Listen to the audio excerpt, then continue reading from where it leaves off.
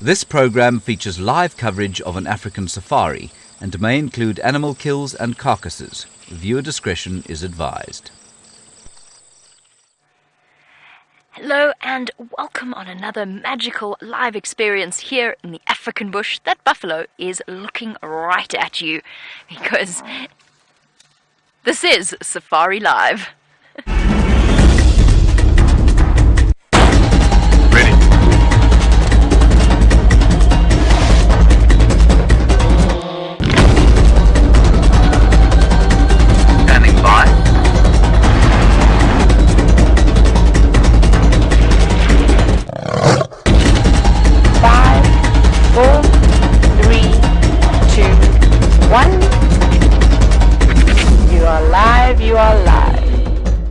And a very good afternoon to all of you and welcome on the Sunset Safari. My name is Jamie. This afternoon I have VM on camera with me and we are coming to you live from Djuma, Arathusa, and that sun's very bright, Cheetah Plains Game Reserve in the Sabi Sand in the Greater Kruger National Park area of South Africa.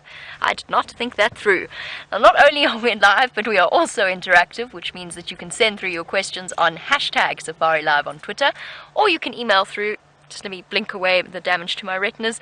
You can email through to questions@wildearth.tv. And now we're going to look back at the buffalo bulls so that I don't have to blink into the glaring hot African sun. It is another startlingly hot afternoon. It's been an odd October this year in the African Lowveld. It's one of the coldest, I think, on record. And yet today it's skyrocketed up to 36 degrees centigrade, which is 96 degrees Fahrenheit. These buffalo seem to be handling it relatively well, although I'm sure they're thinking quite keenly on the idea of going to find a mud wallow somewhere. That being said, the buffalo of Djuma have been treading particularly, or have to tread particularly carefully at the moment, since the Nkuhumas have made Djuma their home. That is a pride of 5 lionesses and 8 little cubs that they have to keep fed and happy. And they are probably about a kilometre or so north of these buffalo bulls. Oh, and cows, sorry. There's actually 2 lonely cows as part of this herd. I can't tell if this is just the tail end of a larger herd, or if we've just stumbled upon a splinter group that perhaps has been separated from the main breeding herd by the lions themselves. Now, there's a male lion, probably about 500 meters north of where these buffalo herd is going. And that could be interesting, although when I passed him at the end of the sunrise safari, he didn't look as though he was going to be up to terribly much. And as I said, it is very, very hot here. Now, it has been exciting times here on Djuma and, well, actually in the entire northern Sabi Sand over the last 2 days. We had an extraordinary number of cat sightings, and after a prolonged absence of our spotted cats, our leopard characters, they all seem to have made a reappearance at the same time. Is that buffalo wet? Is that mud? Yes, it is mud. Okay, so they have been wallowing in the mud. Must have just come up from twin dams.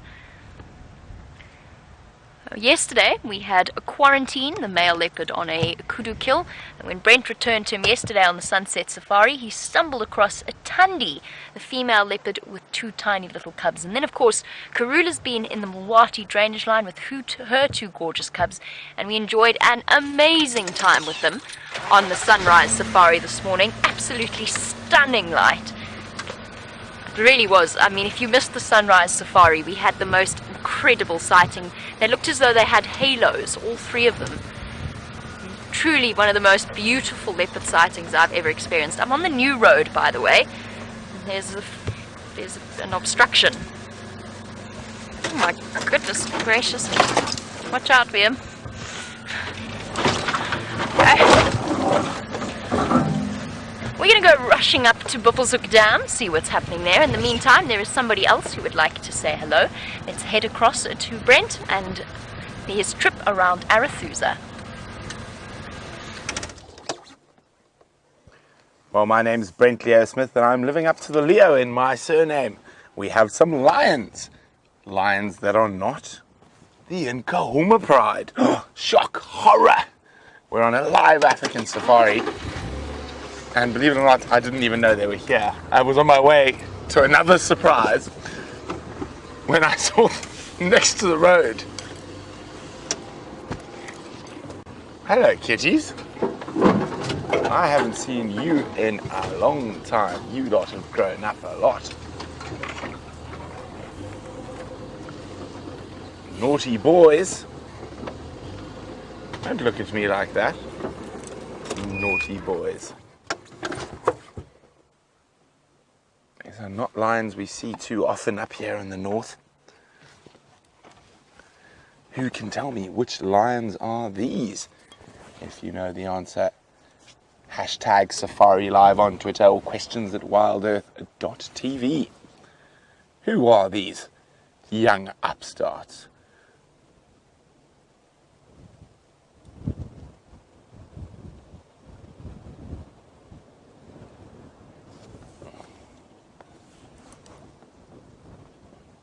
Now, of course, it is the heat of the day. There are 2 lionesses and 3 young males here. There's one of the lioness.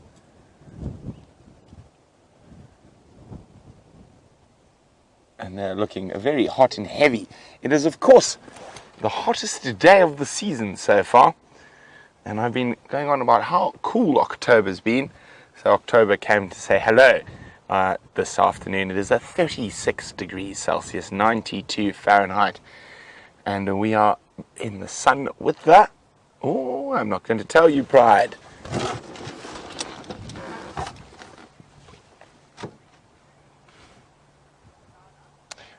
Well done, Liz. It is indeed the Tsalala Pride. Oh, forgot my sunglasses on. Naughty Brent. As I said, I didn't know these lions were here when I drove around the corner. Yes, here we go. Tsalala lions. Lovely surprise. Not what my plan was. I've got another surprise that I'm going to try get to. I'm going to leave these lions now because we'll come back to them. There's going to be a little bit more pressure on the other sighting. So I want to get in there before all the other game drives are out so we can spend as much time as possible with the other surprise. But we will come back to the Tsalala lions shortly, and I've got lots of stories to tell you about them. Bye, guys.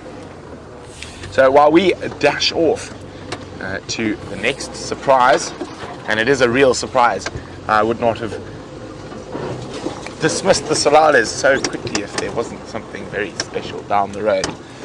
Let's go back to Jamie while I try find the next surprise.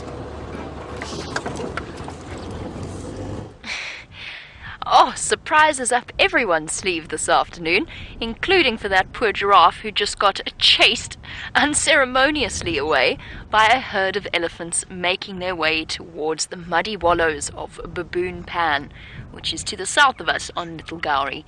And on this hot day, yes, you did very well. Well done for chasing the giraffe. You can be very proud of yourself, mister. On this boiling hot day, the elephants in particular will be feeling the heat, so a muddy wallow, or at least a muddy spraying, will be the best way to combat that. I love watching elephants do this. They have such fun spraying the mud up, coating their shoulders. Look at the mud spraying everywhere. Up on its ears, which is of course the best spot to get it, since that is where the skin is the thinnest and the blood vessels closest to the surface. Sorry, distraction in the form of elephants rumbling in all directions. Oh, down, right. None of this trunk nonsense. That's just wasting time. I'm now going to lie flat on my side in the mud. It's the best possible approach. Oh, somebody else is doing it too at the back. Oh, they are having such a ball. And this is where the hot days of Africa are truly extraordinary. One of my favourite things to watch. I always get excited when we go out on a hot afternoon in the hope that we're going to see this. And now look at them. Oh, other side, other side. Got to get a thorough all-round coating. Basically disappearing into the mud or feet kicking. Yeah, I'm almost tempted to join them. If I hadn't seen in the past what buffalo bulls do in that water, I might consider it, but perhaps not today. Makes for a very good ectoparasite remover, coating the ticks and parasites with mud. Oh, What's wrong? Why'd you chase him away? Little bit of an internal dispute between the members of this herd. Big female stepping forward to chase away another elephant. Oh, what a spectacular scene. The giraffe have hightailed it out of here. One elephant is trying desperately to regain its footing in the slippery mud. And here comes more elephants on their way to join this happy mud party. Oh, and it's a little one. Oh, I love watching baby elephants do this. I wonder if perhaps we should reposition. Maybe try and move this leadwood tree out of our way. Comes a massive female bringing up the rear. Oh, what fun on a hot afternoon. The only way to deal with it. Little one. Uh-oh, slippery, slippery. Look at the little baby's feet splaying out.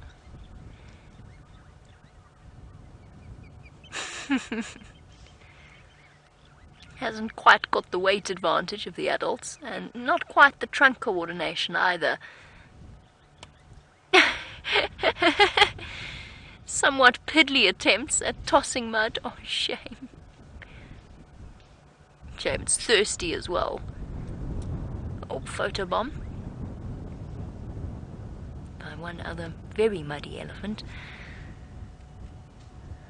And that's definitely going to put them in a slightly better mood. Much cooler now. Thick mud takes a lot longer to dry than just using water, which means that the cooling effect lasts for even longer. Another nice explanation behind an elephant's wrinkly skin. Traps all of that mud there, and that means in turn that it takes even longer to dry. Oh, look, it's playing with a bone on the right there. Or was. Decided that's not terribly interesting. Kick.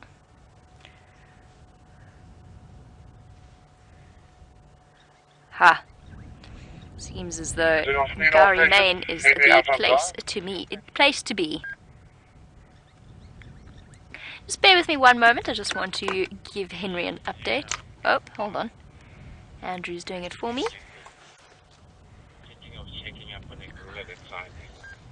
Little baby still wants to go in and have a proper mud wallow, but is too nervous to do that without Mom's direct supervision. Look at this. Oh, let's go over across to Brent, see what he's got for you.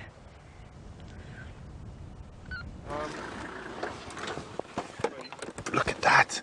It is the biggest male leopard in the Sabi Sands. Hi, guys.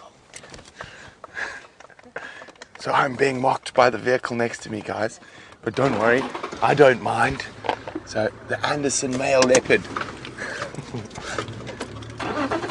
So Aaron in New Zealand guessed what it was. It was indeed Mr. Anderson. Now he does have a kill around here somewhere. I'm not exactly sure where, but it looks like he's on the move. He might be going for a drink. There's the kill. Oh, he's got himself a big warthog.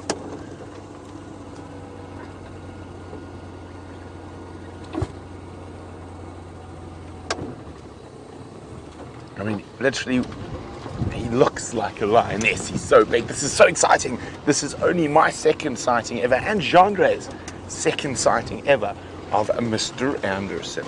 I'm going to stop now, and you can just see that beast walk through the bush.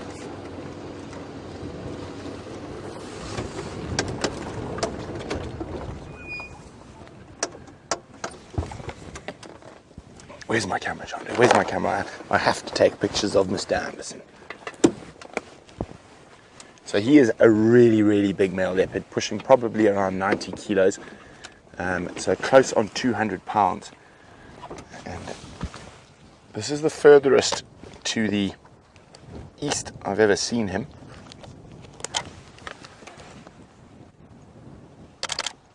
Oh, he's decided he's gonna lie down.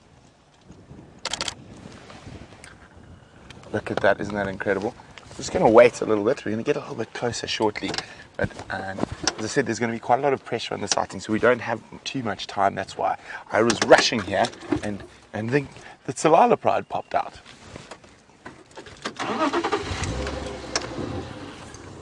Now, this, as I keep saying, for me, October is by far the best month of the year to come on safari in Africa. The game viewing is absolutely fantastic. If we just think about what we've seen this month and how frequently we've seen the big cats this month, it's absolutely incredible.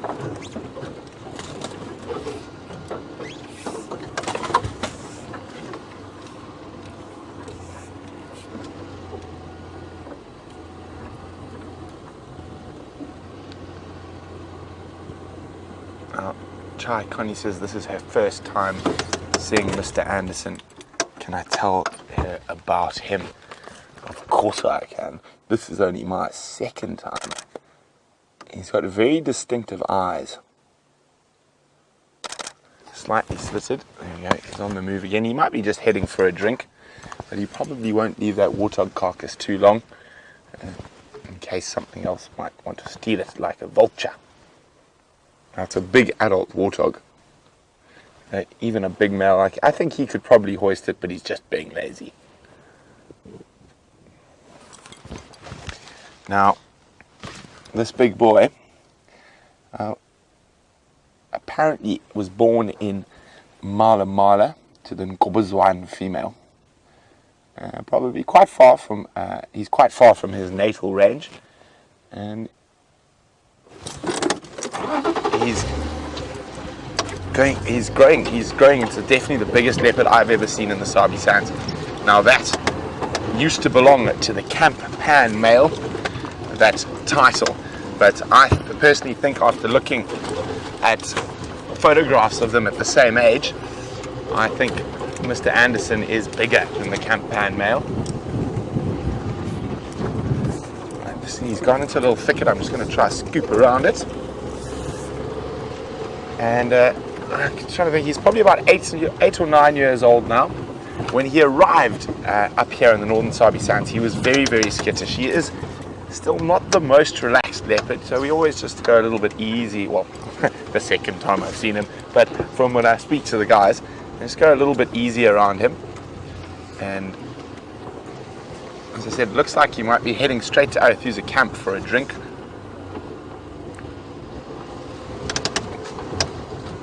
There we go, he's going to stop now.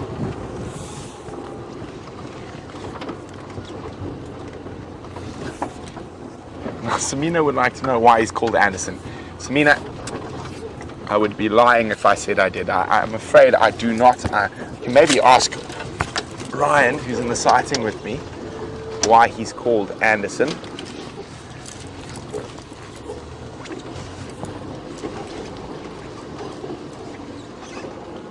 There he is. Now, let's just have a good look at him. You can see that massive head and dewlap. And you can see those slightly slanted eyes, very, very distinct of this male leopard. I hope you guys are getting some screenshots. I have to snap away. This is, as I said, the second time I've ever seen him. And the first time he was lying down. He was too lazy to even stand up for us.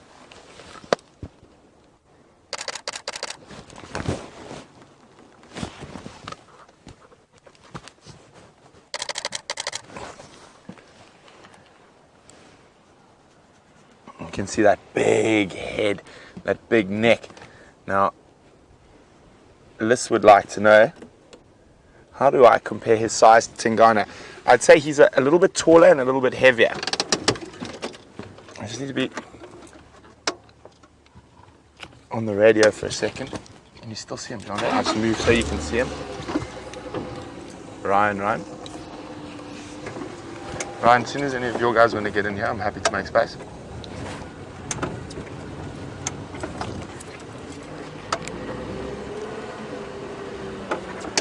Perfect. Thanks a lot.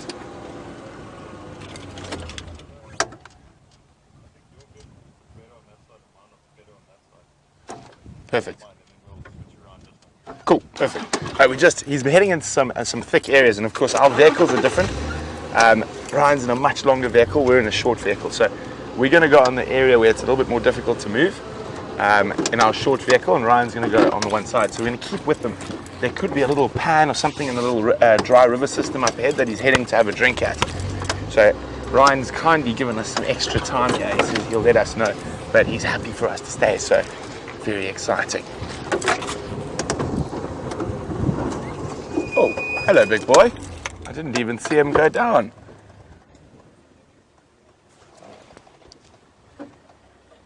He's just stopped in the shade.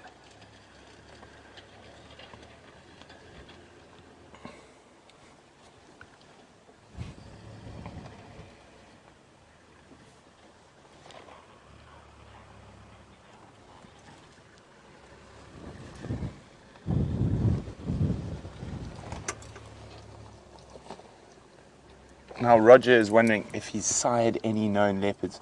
He's thought to have sired Tiani, whose Salahesh is current cub. Well, she's not really a cub anymore. She's over a year old.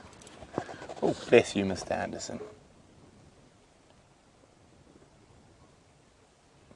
Now, as I said, asking about the size difference between him and Tingana, he's bodily sized a lot bigger. I'd say probably Tingana weighs about 80 kilograms. And Anderson probably 90 to 95 kilograms. He is an absolute beast. He's mated with Karula, Shadow, Tandi, Salahesh. I think that's all I know of. And there's obviously a Moyo and other females that occur to the west of us. And he's originally pushed Tingana out of what was his territory. Yeah, I'm just going to idle forward a tiny bit.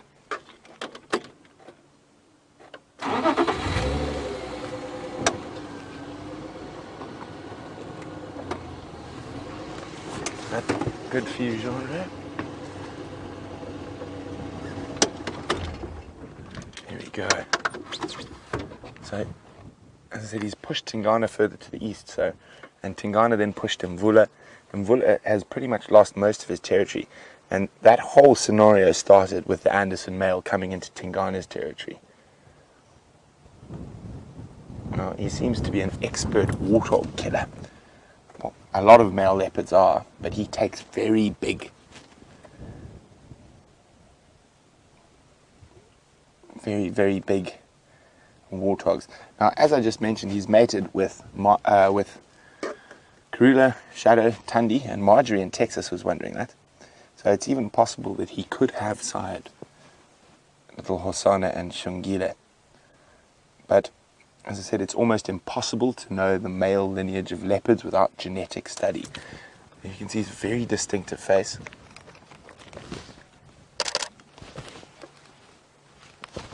See, he's quite hot and uncomfortable with his full belly. Very difficult light at the moment. Oh, look at that. Sorry about all the clicks, guys. This is the first time I've got to get any photos of the Anderson.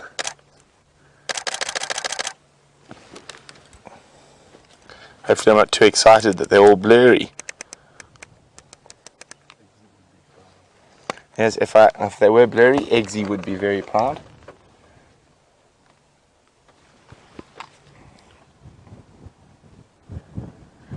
Now those lions were not far from here.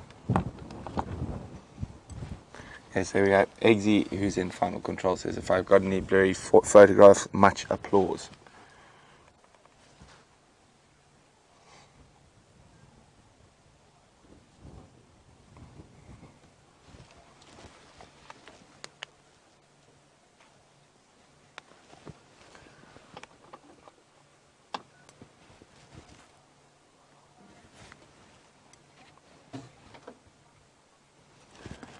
Now, Safari Ginny is wondering what is Mr. Anderson's spot pattern.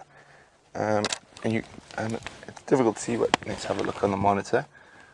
He looks like a 3-4, but let me check on the camera when he's not panting. It's a 3-3 or no, it's a 3-4. You see a little spot up higher, and a 3. So right 3. Always start with the right hand side.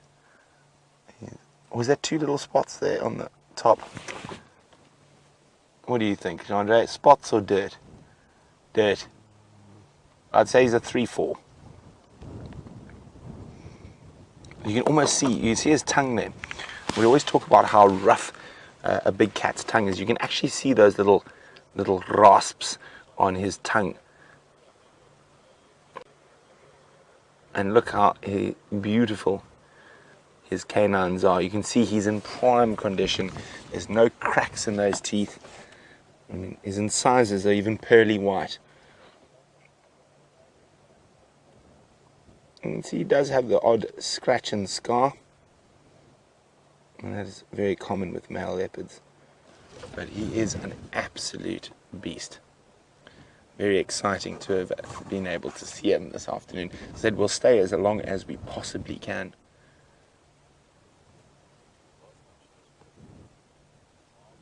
You can see he's not so happy October decided to come back with a vengeance.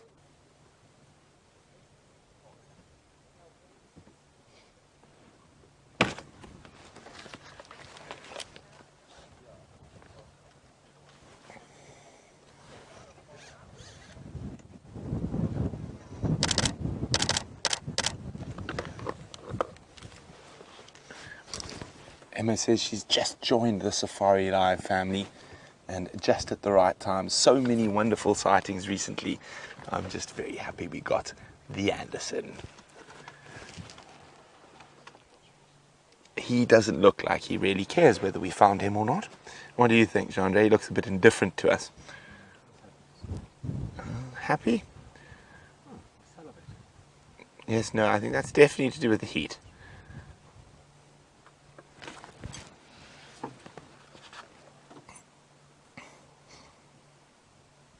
He's quite a pale male.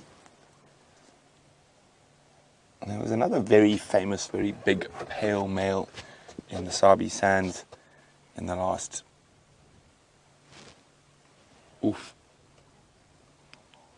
15 or so years. He was called Paleface, is our nickname for him. And he was the Manuletti male.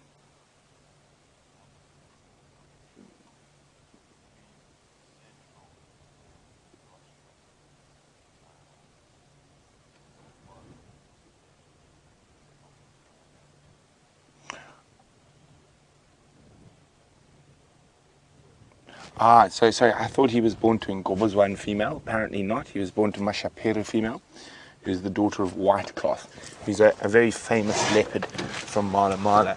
Now, Whitecloth open area is on the boundary of the northern Sabi Sands and of Mala Mala. It's, what's that? It's Little Hoffman's. It's on Hoffman's boundary, which is below Little Gowrie. And so a reasonable distance from his natal area. But he went all the way west first before coming back through Ottawa. And he is a magnificent, magnificent male. Now, I've been regaled with many stories by my friends who see him more regularly out here, of him beating up hyenas. And he had a warthog kill stolen by hyenas, and he charged in and beat the hyenas up and took his kill back. He does look like a bit of a gangster. What do you think?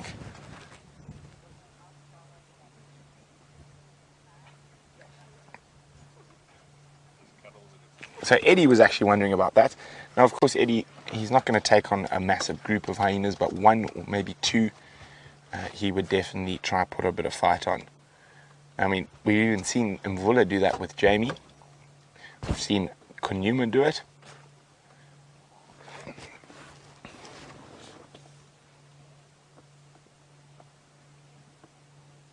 Isn't this just spectacular? He is massive.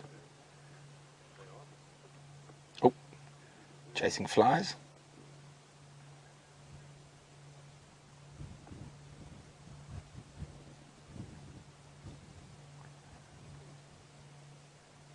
And his teeth are in perfect condition.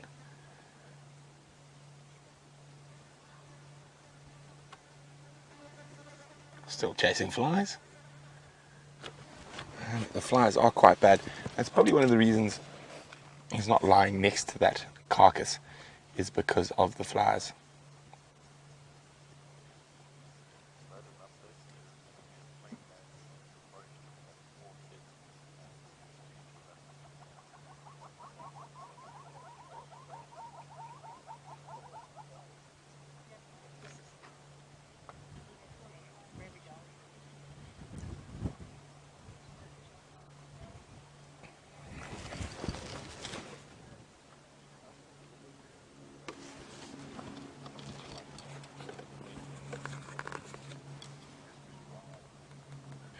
So, Kristen in North Carolina is wondering whether eye contact bothers the animals.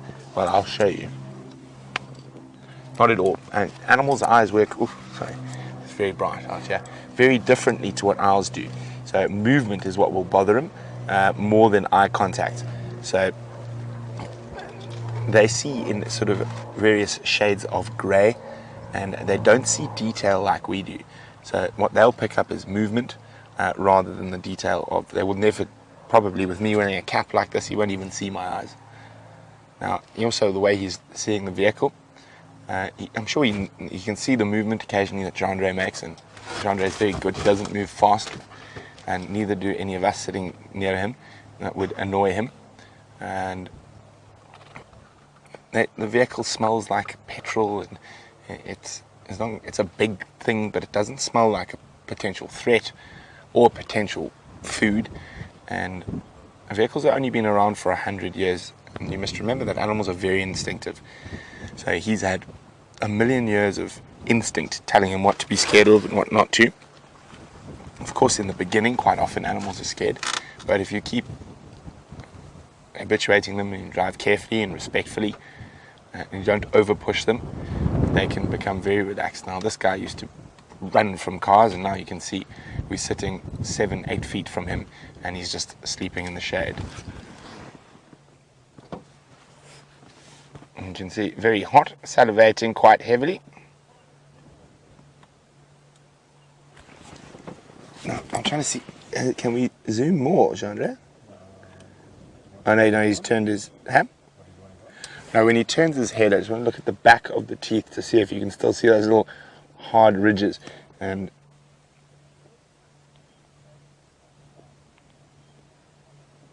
I don't think he's going to turn his head again. It's not a very attractive look for you, big man.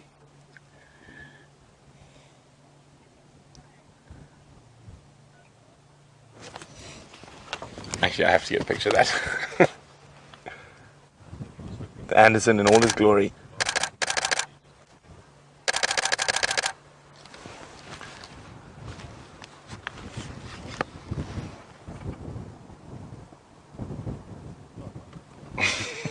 Okay, Jean-Andre, enough now.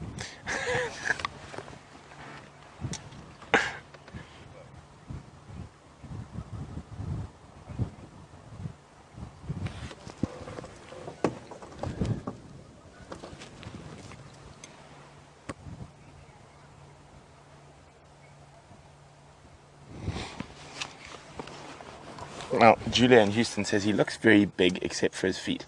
Now, his feet are big, Julia. I've had to track them, and his tracks are definitely bigger than Tingana's. I think it just could be the way he's lying at the moment.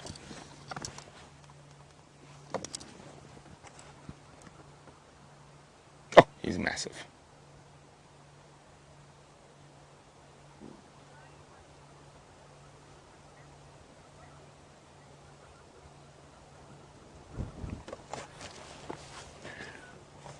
Now, Chai Connie's asking, because he is so big, does that make him a little bit less efficient at climbing trees? Well, having not spent as much time with this leopard as a lot of the other leopards, I can't say for sure, although according to Tristan and the other guys up here, apparently he climbs like a demon and takes massive kills up trees. So it just depends on the individual. And as we see, Tingana doesn't seem to be the most adept in trees, but I think it just could be situational, and I don't think he's more affected by size than Tingana or Mvula, for example.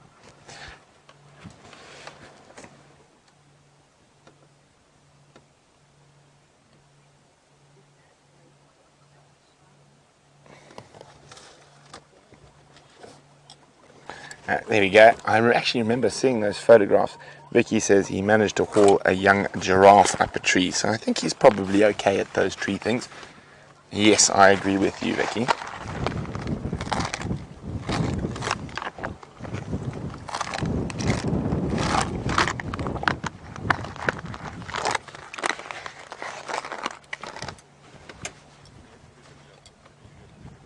Okay, guys.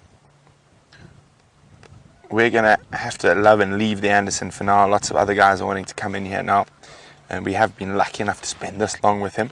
Hopefully he'll be around tomorrow as well.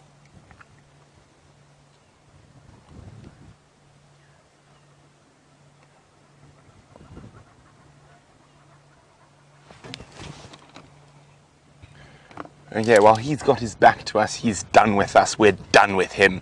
And we're going to move on, see what else we can find. There we go. One last glance over the shoulder before we leave. And so while we leave, oh, look away. That's perfect time to go see what Jamie's been up to. How exciting is that? I still haven't got to see Anderson, and it's definitely something I am really looking forward to. I'm just going to pull over so we can have a look at the zebra while we chat about what we've been up to over the last few minutes whilst Brent's been chilling out with Mr. Anderson. We have been back to check on Karula's Dacre kill. So, for those of you who missed that, no, don't panic. It's a zebra with muddy socks. Those of you who missed that update, Brent had Karula kill a Dacre on one of our live sunset safaris. She then set off to go and fetch the cubs after popping it in a large jackalberry tree. And when we found her the next morning, she was on an impala kill, not too far. There we go. Relaxed a little bit. Not too far from where she had the impala kill. I'll continue that story in a moment. I'm really enjoying these muddy stockings. Look at that. Somebody's been wandering into one of the pans, probably to go and have a drink. Zebra, unlike buffalo and elephant, the animals that we've been with recently, they tend not to roll all the way in the mud. They love to roll in the dirt, and they'll roll all the way over on their backs, which most animals won't do. So what I mean by that is they'll start on one side and roll across and over. Other animals tend not to. Oh, look at that.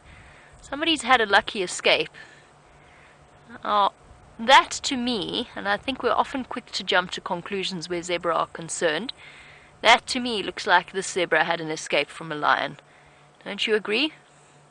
Those look like claw marks. That looks like an animal trying to grab it and sliding down. Often, huge scars on zebras' backs and flanks are actually usually caused by other zebra. They're quite aggressive animals with members of the same herd and with any intruders into their peaceful life. But that, I think, has come from a fortunate escape. You're looking at one of the luckiest zebra on Djuma, and that could even have been an escape from the incredible Nkuhumas. We did hear zebra alarm calls a couple of days ago, although those wounds are not a couple of days old. Those are a lot older than that. Well done, zebra. I think you were very fortunate. And then, of course, with its cohort of oxpeckers, who are looking quite comical at the moment, because they are hot, so they're panting furiously. I mean, you can imagine, it's a hot day as it is. Now they're on an animal that's exuding body heat at the same time.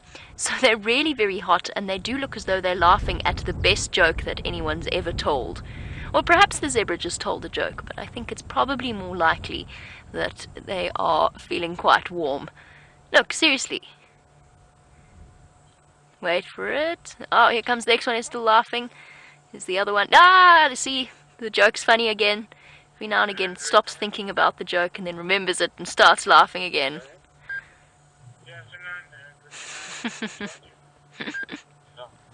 The comedians of the bush, much like myself. No, definitely not. Right, we are going to leave the zebra, and the reason we're going to leave the zebra is we've got quite a time-sensitive or movement-sensitive sighting on our hands. Mvula has popped out once again, and this time Wiem, and I think we owe Wiem a huge thank you for this, has been working hard on Jigger to hopefully improve our ability to go to places like Sydney's Dam. I don't know what mumbo-jumbo magic he did, but he's done something, and now Jigger's signal is remarkably improved. Bravo to Wiem, who's not only a good cameraman, but a very talented cameraman, but he's also very clued up about things that I have absolutely no idea about how they work. Wiem says don't count your chickens before they hatch yet. We haven't got there yet. Aha! Right, back to the story that I got disrupted by the zebra and the laughing oxpeckers. Right, Karula's Dacre. Oh look, he's also told a joke. Perhaps he overheard the oxpeckers. Karula's Dacre kill, was up in the Jackalberry, and she caught that impala on her way to go and fetch it. I went back to the Dacre earlier this afternoon. I took the whole crew to go and see Karula and her cubs, and I went to go and check on the Dacre kill, and there was nothing except one very guilty-looking tawny eagle sitting on the branch. Liam and myself have just gone for a short walk to double-check the area, and the Dacre is still there, and with only about 10% of it has been eaten by that bird. And I mean specifically that bird, not that species of bird. I mean that tawny eagle that we're looking at right now. Because as I came round the corner earlier, we interrupted it mid-gulp, and it's taken off and flown to the top of the boerbean on Vulture's Nest. I've been tracking it the whole time, and I lost track of it, and there it is again. Quite a couple of fluffy patches of white on it. And tawnies come with a lot of different colour variations. In this case, this is probably a juvenile, although you do get morphs with quite a lot of white on them. That joke must have been hilarious. All the birds are laughing. Let's go to Mbula. I'm quite a long way off, and I'm terrified he's going to disappear behind the damn wall.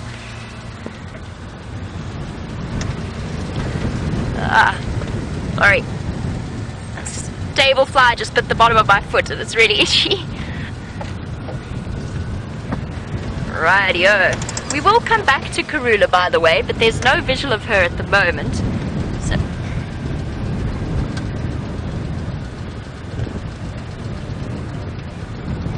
an interesting question while we trundle along. Andy says, please tell him what we get up to in between our two safaris. It depends on the season. So in winter our days are not too long, because obviously we don't have to get up. We get up with the sun, so we usually end up only getting up at about 5:30 in the morning in the middle of winter, which is pretty manageable, and finishing our safaris at around 6. So it's quite a shortish day. So in summer we get up at about 4:30 or 4 o'clock, and then our days are slightly longer, so sometimes we have a nap, but a lot of the time our time is filled with different things. My time, for example, if we have some possibility of taking the crew out, those of whom that can't get out to go and see the animals every day as we do, I'll take them out on a little bumble to go see lions or leopards. And then Brent and myself will spend a good portion of our day doing research on the different questions that have popped or occurred to us during the day, and just generally trying to supplement our knowledge. Our camera crew do an enormous amount of logging of footage. As I said, VM spent a great deal of yesterday, and actually after the drive yesterday evening, sorting out amps and all kinds of other mysterious things that I don't understand. Our content crew have all kinds of meetings that they have to do, and all kinds of things that go on behind the scenes. So there's lots and lots of work to be done. There's a lot of work that goes into keeping these live safaris running, and it's not just done during the 3-hour morning and 3-hour afternoon safaris. There's a huge amount that goes on. Occasionally we make time to go for a swim in the swimming pool at Inge's house, which we haven't actually done in a very long time. I think we need to repeat that more often. But as we've mentioned before, we're on a bit of a skeleton crew at the moment, so that hasn't happened recently because there just hasn't been time. There's an enormous amount of effort that goes in. And then, of course, what we also do twice a week usually is we have feedback meetings. So essentially it's an opportunity to see where we can improve our live safaris, how we can make them better for you, what we could have done differently in certain situations. I mean, it's not necessarily just criticism, it's also you did that well, or let's try this next time we start, so those sorts of things. So that's what we get up to on our in-between. The one thing I know I've got to do now, in between our next tomorrow morning and tomorrow afternoon's sunrise and sunset safari, is change all of the new tyres that we've just bought for Wendy and put them on Jigger because Wendy's died. Having done it all for Wendy, we're going to do it all again for Jigger. those sorts of things will keep us busy.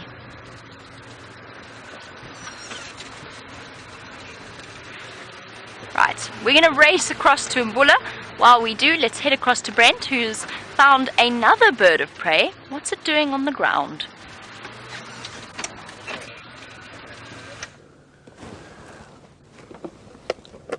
I think it could be eating a baby plover or lapwing on the edge of the Arathusa airstrip. I can't really see too well. Oh, this is an interesting looking bird. It's eating the eggs. It's eating plover eggs. Look at that. It's found the plover's nest. It's broken open the eggs. Are we on full? Oh dear. You can hear the plovers mournfully wailing close by. If you actually look a little bit to the right, Chandra, it's probably mom just behind the bird of prey. I'm not giving away what bird of prey it is because Chandra said, don't tell me. I want to guess. So would you like to guess with Chandra which eagle is this that is eating the plover's eggs? There's the crowned lapwing mother.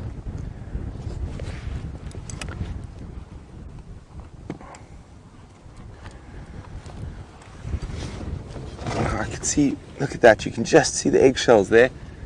Now if he flies away, I might want to collect those for my collection of things. We might have to get one for James in the tent.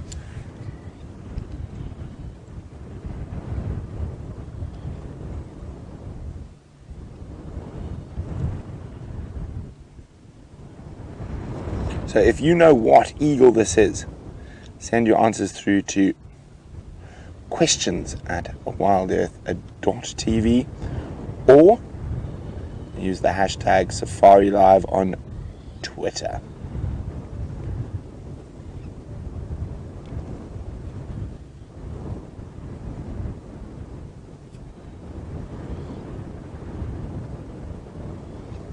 Now, one of the distinguishing features is look at those long legs.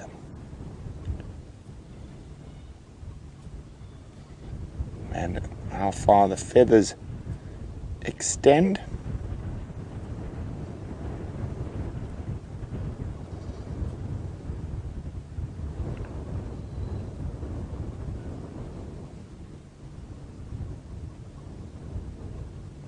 I think this could be the first one of the season as well. That's a big clue, Chandra, to what eagle this is. Now you can see it's got very baggy feathers around its legs. It is a true eagle, an Aquila eagle.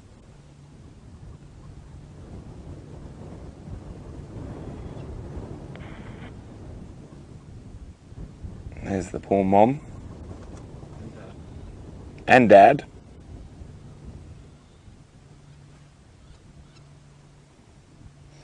Which the eagle might be about to take off, I think.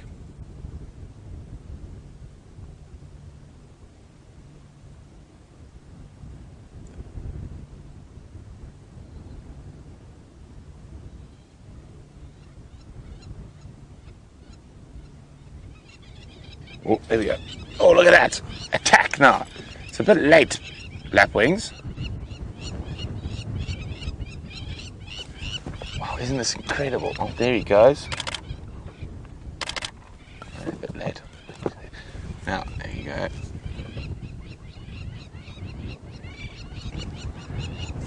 They could still bomb him again. No. They're going to go check their nest. They might bomb me though, but I want to go get those eggs or those egg shells. So now there could still be, there's a couple of lapwings that nest along the edge of this airstrip, but oh, go to the left a little bit. A little bit more. A little bit more to the other two. There. Okay. Sorry, I thought I saw a baby in the grass, but it wasn't. So back. Now that's a very tricky eagle, that one we've seen there. So I wonder if we've got some serious birders out there who are going to be able to tell us what it is. And he's still sitting next to the airstrip. Right.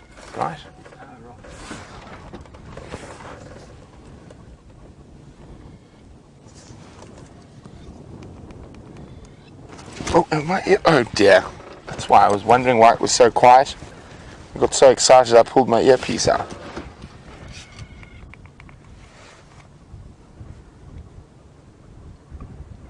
Okay, I think I want to try and get the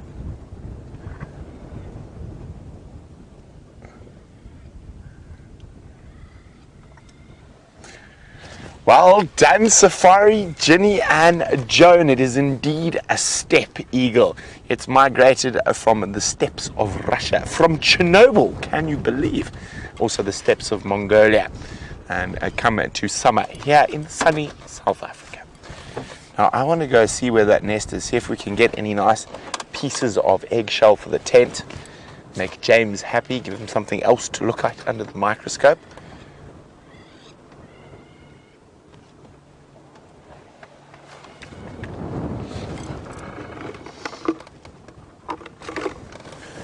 Now, Musical in Colorado is wondering, why would the lapwings put their nests right out in the open like that? Well, they are ground nesting species. They're actually quite successful. Those are normally very well camouflaged. What I think happened is the eagles saw the mother on the nest, and because quite often they'll stand off away from the nest. They'll use all sorts of tricks to try and lead predators away from nests, pretend they've got broken wings, and then you also saw them, they will try attack much larger predators from time to time as well. Clever steppe eagle. Okay, I'm going to go wander across there, see if I can find any pieces of those eggs.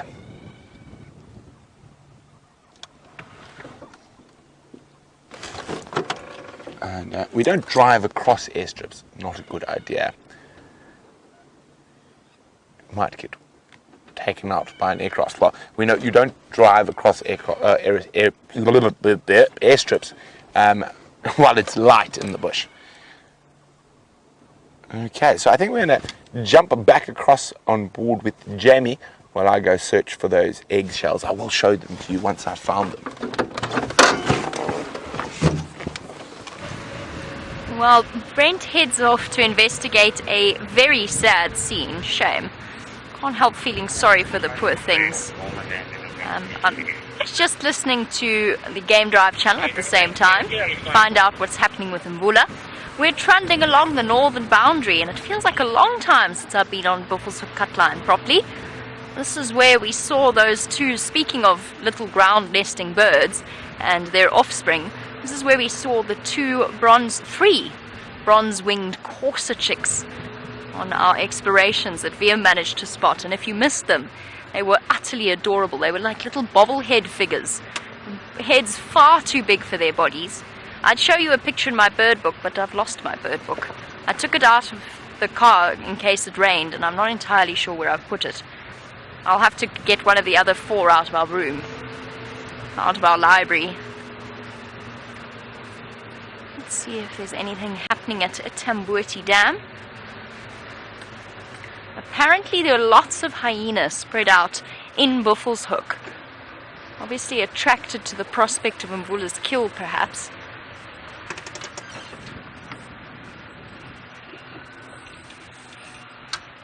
I'm thinking some of them might be around mudwallows.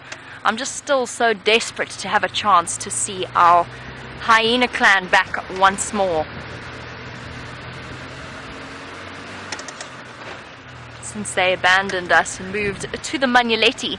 I got so excited the other morning when we heard a hyena calling right from the den site. And I went and checked both dens, the Galago and the Mvubu Road den. No luck there. They obviously haven't returned to us just yet. They'll come back, I think, when the Nkuhumas are a little older. Nkuhuma cubs.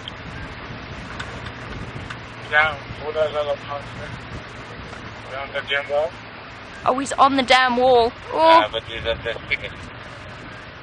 Not here, very ticket, just very close to the dam wall itself.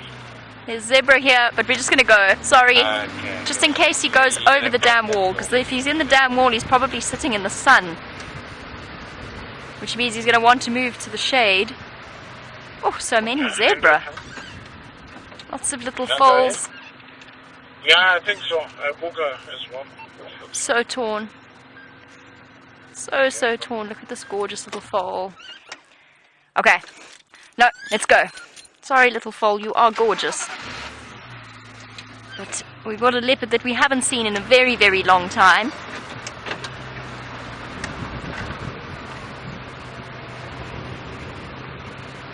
Ah! Of course. All the animals coming out of the woodwork now. There must be about 40 zebra here.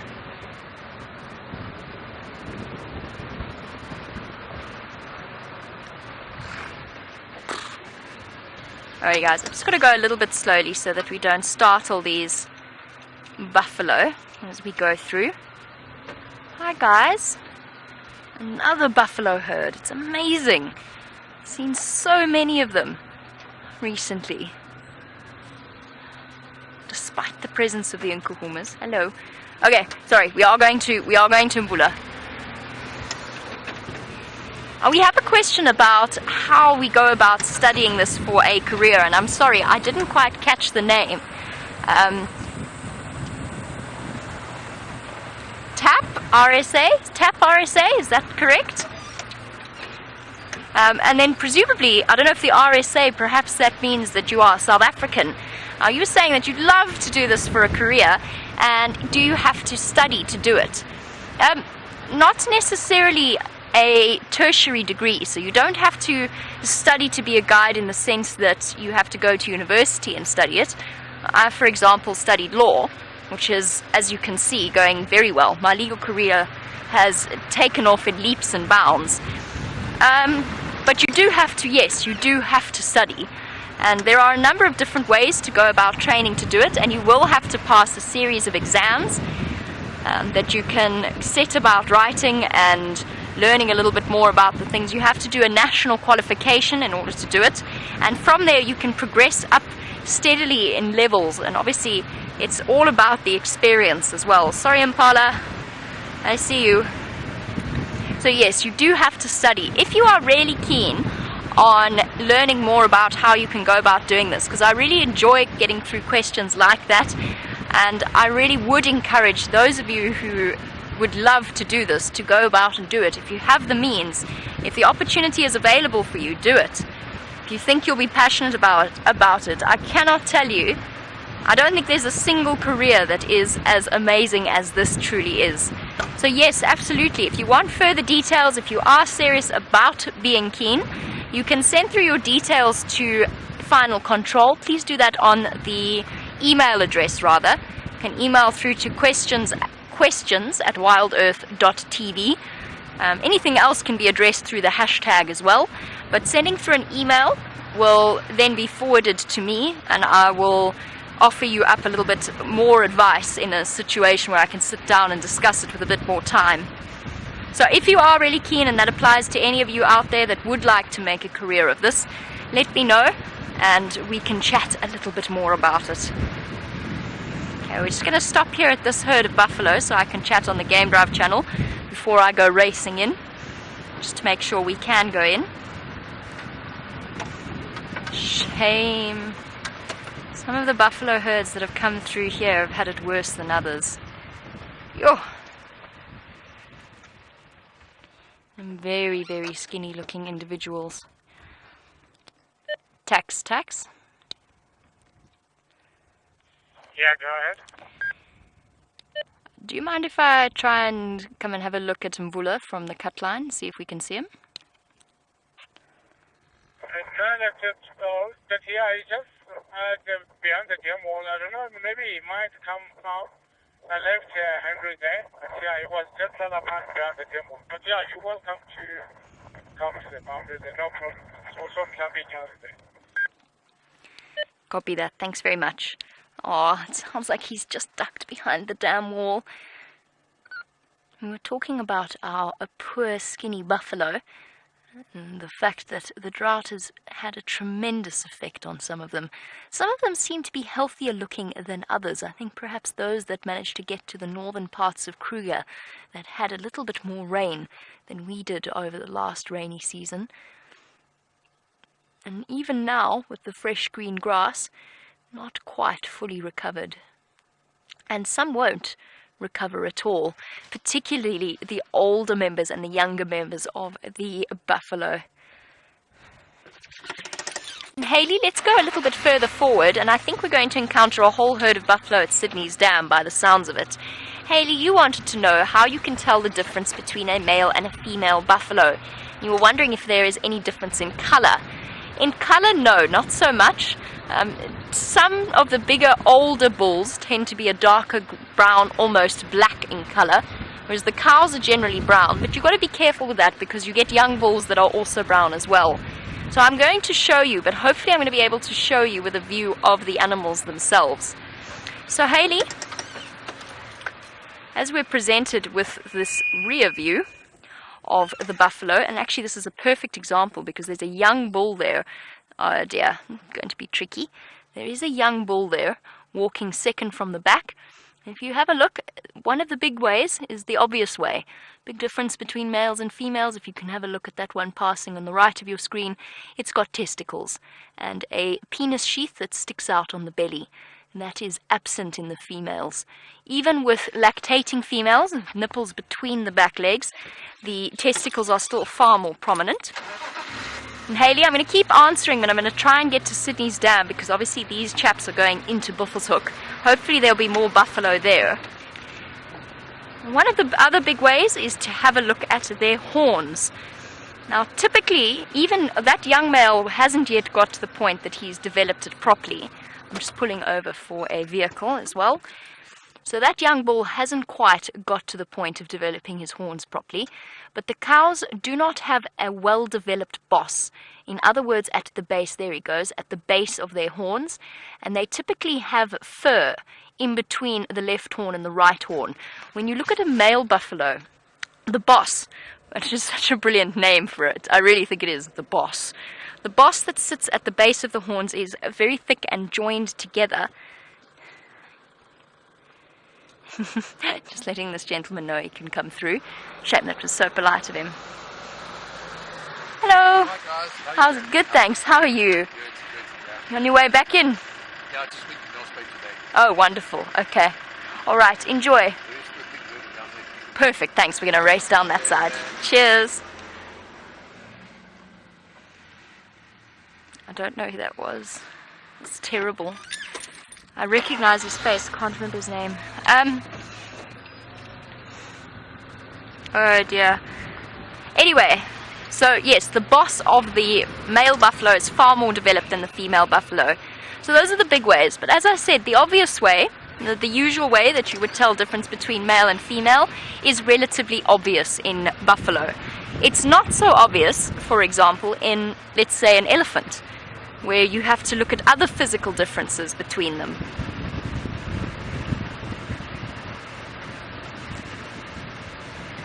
Here we go.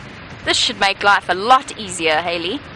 We can talk about this properly with good examples.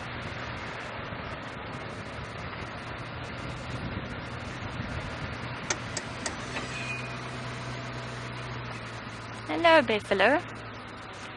Okay, I'm trying to go slowly to give our signal a good chance. There we go. So we've got this massive buffalo herd gathering around Sydney's Dam. Okay, so then we have quite a young buffalo on the left, which is going to be difficult because if it's a young buffalo, a sub-adult buffalo, you might have to look for the obvious differences as well. So there it's a female because it has a smooth belly. Let's see if we can find an older cow. There we go. That's a full-grown buffalo cow. You can see how it's got tufts of hair on the base of its horns, where the two horns meet in the middle. Tufts of hair, and it's not particularly well developed. It's got a bump on its belly, but that is from where the umbilical cord attached. So that little bump, that's a tiny little bump. Oh, and a nasty injury on its backside. A couple of welts there. Here comes another adult female. Now let us try and find a bull. There we go. VM's done a good job of finding a bull. It's the one at the back. You can see, look at the horns of the buffalo on the left. Those are all cows. And behind him, now look at the horns of the buffalo at the back with the ox pickers on his back. Oh, he's playing. He's gone shy. There, look there. Okay, so he's got a little bit of hair, but that's because he's quite a young buffalo. You see how much more prominent? Ah, perfect. Female on the left, male on the right. See, this is perfect for our purposes. See how much more developed the bones are around the boss or the base of the buffalo's skull. Very, very clear difference. And then if this female shifts out of the way slightly, then you can see the penis sheath on his belly. Much, much larger than the small hernia bumps or the small belly button bumps that the females have, always with a tuft of hair on the end. Oh, there you go. Difference between a male and a female buffalo. Perfectly demonstrated by the buffalo very kindly standing side by side. Oh, now we've got this little one here. I don't want to actually go drive forward while she's still in front of me. Let's wait for her to rejoin the rest of the herd or to move past us. She's going to be on her own. Now look at this. This buffalo's in better condition than the others. Still not great, actually, now that I look at her hip bones. Shame. It's been a very rough ride for these animals. Bulk grazers, in other words, they're not really capable of processing trees and leaves and branches, which has meant there's been no alternative food source for them. They do occasionally browse on leaves, but it hasn't been the easiest time at all. And the other thing is, of course, they're much larger than the other bulk grazer, which is a zebra, for example, which means they've got more weight to sustain. And generally, buffalo tend to need to feed off quite good quality grass. They just haven't had that option while they've been going through this drought and through our dry patch. Okay, everybody, let's give it a go. Let us try at least figure out where Mvula is so that we can try again later. Perhaps he'll go for a drink.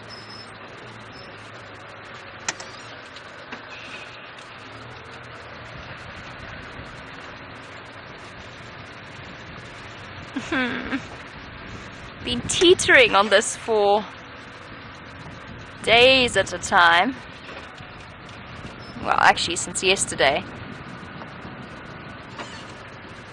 Here's the rest of the buffalo.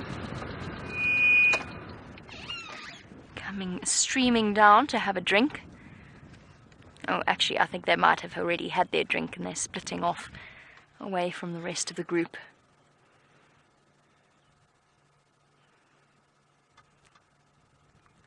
I really enjoy coming to Sydney's Dam and getting those sort of long-distance visuals.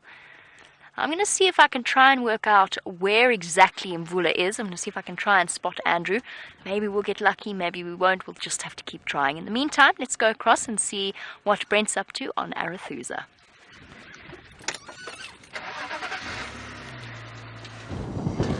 So we're on the Arathusa airstrip. The wind is howling.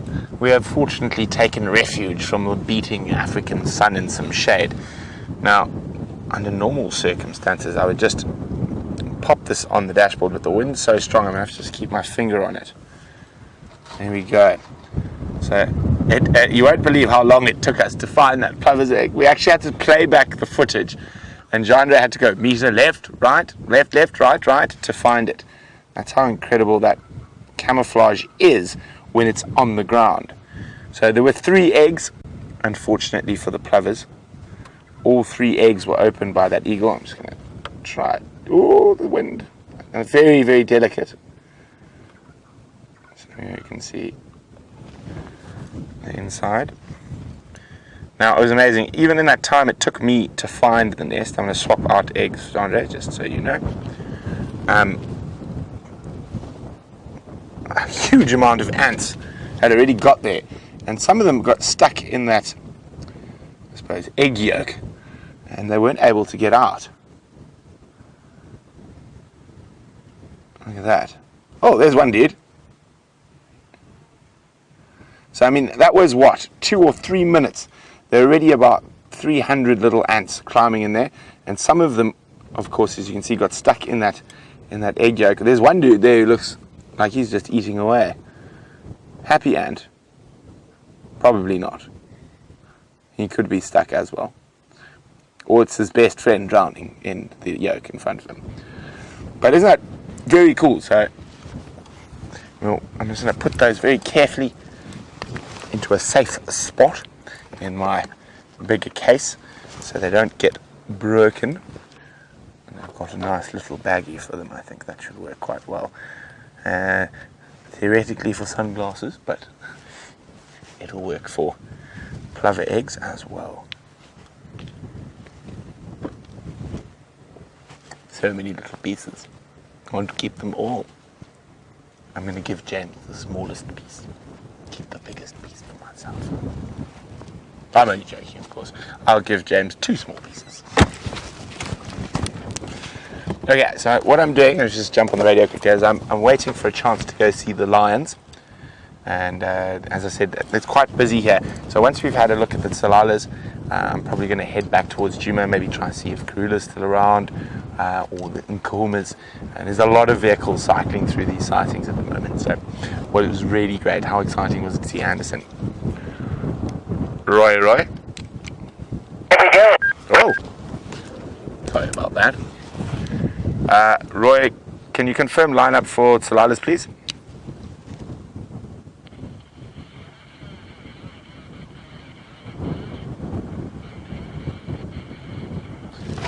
Copy, thanks very much. I'll see you there. Yay! So we're not far from them, and I was actually what one calls dawdling, and dawdling worked out quite well for us today because we got to see the first steppe eagle of the season, and actually got to see something I've never seen before. I've never seen a steppe eagle eating a lapwing eggs before. Isn't that absolutely incredible? That's the absolutely amazing thing about we're live. We literally do not know whether the Tsalala Pride is going to jump on Jean-Andre and take him off the back of the vehicle in the next 10 minutes. I don't think they're going to do that. Jean-Andre seems to have washed his hair recently. Otherwise, it's a strong possibility.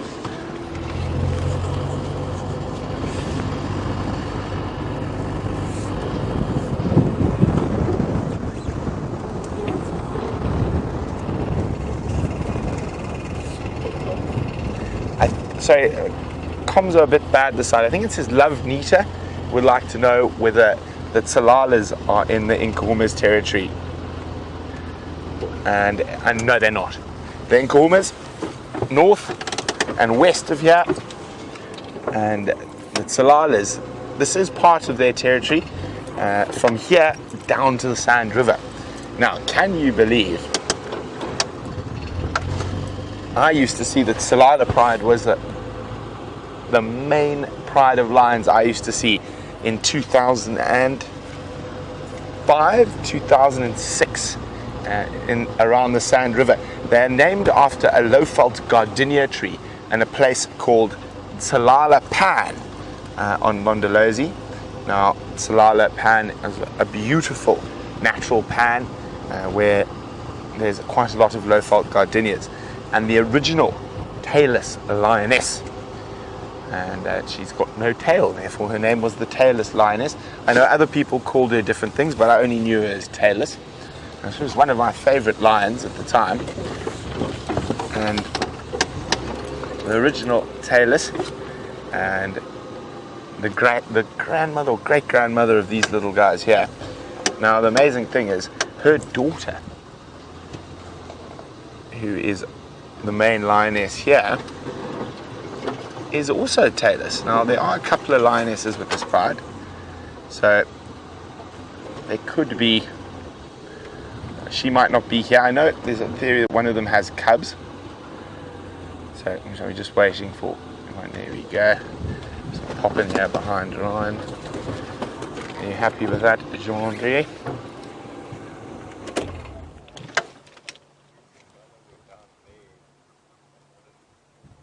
So Ryan's just telling me, when he arrived here, the lions were lying under the marula tree. If we come out a little bit there, Jean-Andre. And now this happens with lions quite often. You see where Ryan's car is. The shade from Ryan's car the lions keep moving closer and closer to lie in the shade. And that's how relaxed they are around these vehicles. Look at that, there we go, the young Tsalala boys.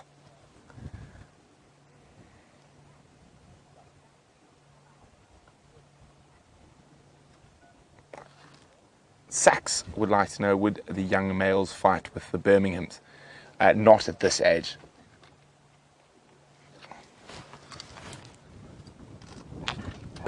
Pat. Sorry, Pat. I know for some reason with this wind our communication seems to be a bit iffy at the moment. Now Pat was wondering, would they fight with the Birminghams? At this age, the Birminghams were in South Africa. There's a wonderful little description called a snortklap. And a snortklap basically means if you hit something so hard, all the snot comes out of them. Now that's what the Birmingham boys would do to these little boys if they happen to even think about fighting with them. The Birmingham boys are in their prime, and they are well experienced at waging lion warfare, whereas the young Tsalalas are probably good at beating up their moms and little sisters, and not quite in the same level of the Birmingham boys. I'd say they're probably 2.5 to 3 years old. As I said, we don't spend much time with this pride. We don't see them too often, and so it's. And one of the reasons they're up here at the moment is possibly because the Matimbas are down around the Tsalala Pan area, and the Matimbas would do the same thing to those little boys, even though the Matimba males are quite old. Those young boys are still no match for them just yet. Remember, if you are new and you've just found us, we are sitting next to lions live in the African bush. You can send me your questions through to #SafariLive on Twitter or questions at wildearth.tv. Now we're sitting with the Tsalala pride, and I'm just trying to think. No, it's not the first pride of lions I ever saw in the Sabi Sands. The first pride of lions I ever saw in the Sabi Sands are no longer. They were called the Castleton Pride. They were wiped out by the Mapoho.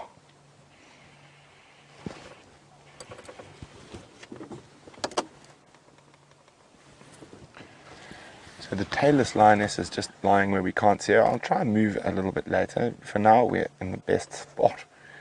Oh, head up.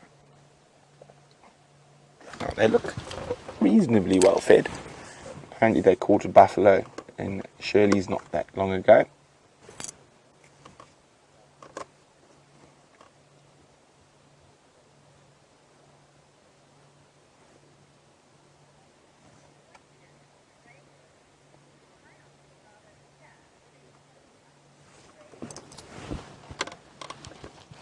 Now, I just mentioned the reason the Tsalala pride is this far to the north, although they traditionally do come up into this area, is because the Matimba males that were pushed by the Birminghams are now to the south. And Drago was wondering that. So the Tsalalas have been just to the south of us quite a bit, and also to the west, outside of what would be traditionally their range. And the reason for that is those young males. Now, if they didn't have those young males, they would probably accept the Birmingham boys as the latest conquerors of their area. Now, they're still trying to ensure these young males go off to independence, which should happen quite soon. You'll probably find these females are going to start coming to estrus and will start mating with the Matimbas relatively soon. But while these boys are not independent, these lionesses are going to try and keep them as far away from the Birminghams and the Matimbas. I can't remember who's fathered or apparently fathered these ones. Could have been the Majingalans. I'm not 100% sure. Now, if you notice her eyes, she's also got amber eyes. Of course, it's not the amber-eyed in Kahuma.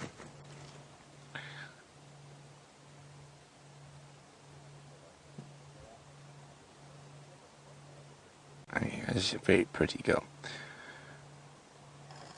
Now, I've seen, as I said, one of the first prides I saw when I was working on Londolozi, and they literally used to be in and around our staff village on many an occasion. The one morning, as you drive into Londolozi, before you get to the lodges, there's the boom gate. And there's a man with a clipboard in a little hut. And he gets there at about 7 o'clock every morning. And he's got one of those old stable doors on his little hut.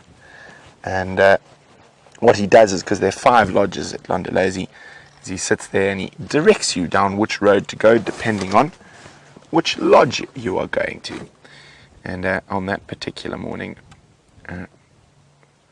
we came up to the little hut, and the bottom half was closed, the top half was open, and there was a Londolozi camp and 2 sets of eyes looking over the bottom, trying to reach for the top half of the door to close. And just outside were the original tailless lioness and her 2 daughters, which are these, I'm pretty sure these 2 females here, and 5 mapochos. And Shane, he had just arrived at work, and he said he was just checking his arrivals for the day when the lions wandered up and flopped down in front of his hut. He said he just managed to close the bottom half, but he was scared the movement of closing the top half might attract their attention. Now, we had some interesting stories with those lions around, because they were in camp often. The funniest for me was with the mapocho males. Now, as I said, Londolozi's got 5 small camps, or 5 camps spread out along about 2 kilometers of the Sand River. And there's a central kitchen, and then each of the lodges each have their own satellite kitchens. So a lot of the big prep and stuff is done by the head chef in the main kitchen, and then the final, obviously, cooking and stuff is done in the little satellite kitchens at the individual camps. And we were following the late great mapocho male lions. And what happened was, we came down into the entrance road to one of the lodges, and there came Connie. Connie was a very large lady. She was about my height, so very tall Shangaan lady, and very large Shangaan lady. And she was driving off to one of the camps to go deliver the food, and she came around the corner on her golf cart, and she was driving a golf cart, and we were trying to stop her from coming through in our game drive vehicles. And I've never seen it done, and I don't think it can be done to this day. Connie, who was driving the golf cart, drove, stopped, put one leg on the ground, turned the whole golf cart around, and sped off in the other direction with the mapocho coming after her. We managed to drive a game drive vehicle in between the lions and the golf carts. Now, that was very funny. Connie, from that day on, refused to drive the golf cart after dark. I don't blame her. I wouldn't want to drive a golf cart into a pride of 5 male lions after dark.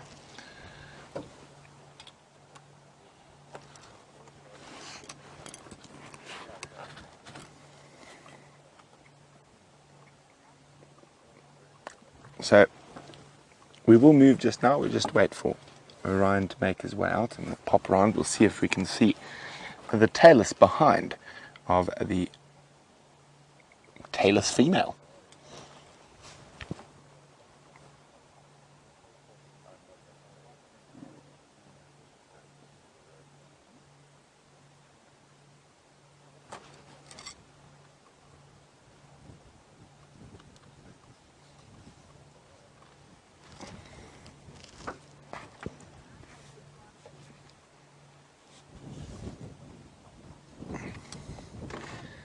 Now, Paul says he thinks the Tsalala females are much bulkier than the Nkuhumas.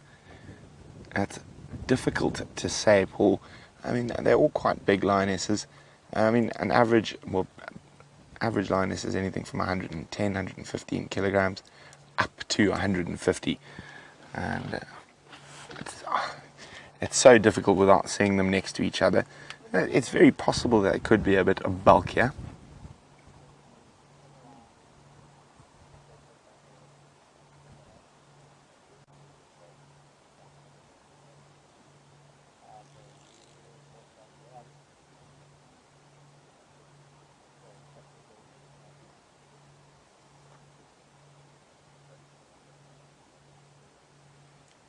One of the young males. I can't see him from where I'm sitting.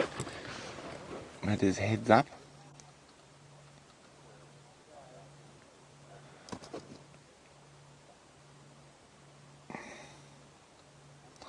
Yes, I think the only other person is currently, actually with the Safari Live team who's seen the maporkas would be James. Of course, James and I were both at Londolozia at the same time, over 10 years ago. Sure, we're getting old. James faster though. Okay, there we go. We're going to pop around and move into a different spot shortly.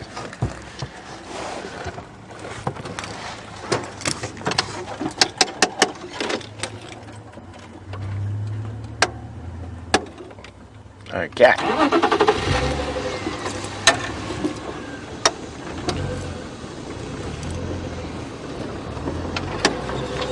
Let's go see the bottom of the lioness, see if it's tailless.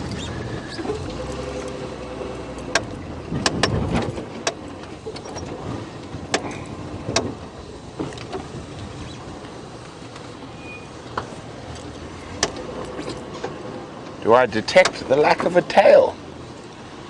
I do. So there we go. Now, for me, it's very strange. I mean, a tailless lioness is not something you see very often. And to have two tailless lionesses in two consecutive generations, both losing their tails to hyenas, is very strange. So her mother and now her have both lost their tails to hyenas. Her mother had less of that, the stump than that. It was almost completely flat. It does give her, when she's up and mobile, quite an interesting outline. It doesn't seem to affect her hunting prowess at all. Still a very successful hunter.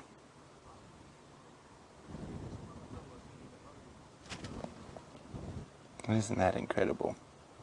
Now, I think you were saying, Jamie, and you saw the Tsalalas not that long ago? A week ago. About 100 meters away. A week, yeah? But they were off to the Ah, yes, I do remember.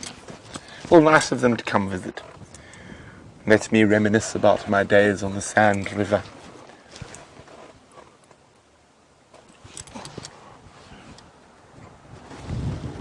Oh, they looked like, oh, there we go.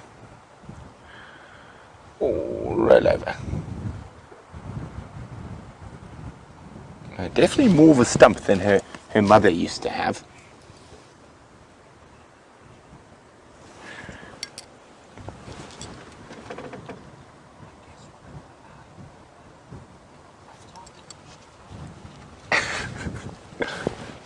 Okay, so we're still sitting there, look, and you can see there's still a little bit of an open wound. Not really an open wound, more of a scar tissue build-up. But as long as I've seen this lioness in the northern Sabi Sands, she has had a stump. Like, these boys have grown up incredibly. Now, the last time I remember seeing them was at Sydney's dam, where they went on a buffalo killing rampage. I think it was 4 buffalo in 3 days at Sydney's dam. And the local hyena population also gave them quite a hard time in that area, and sniffing the air, hoping for some buffalo.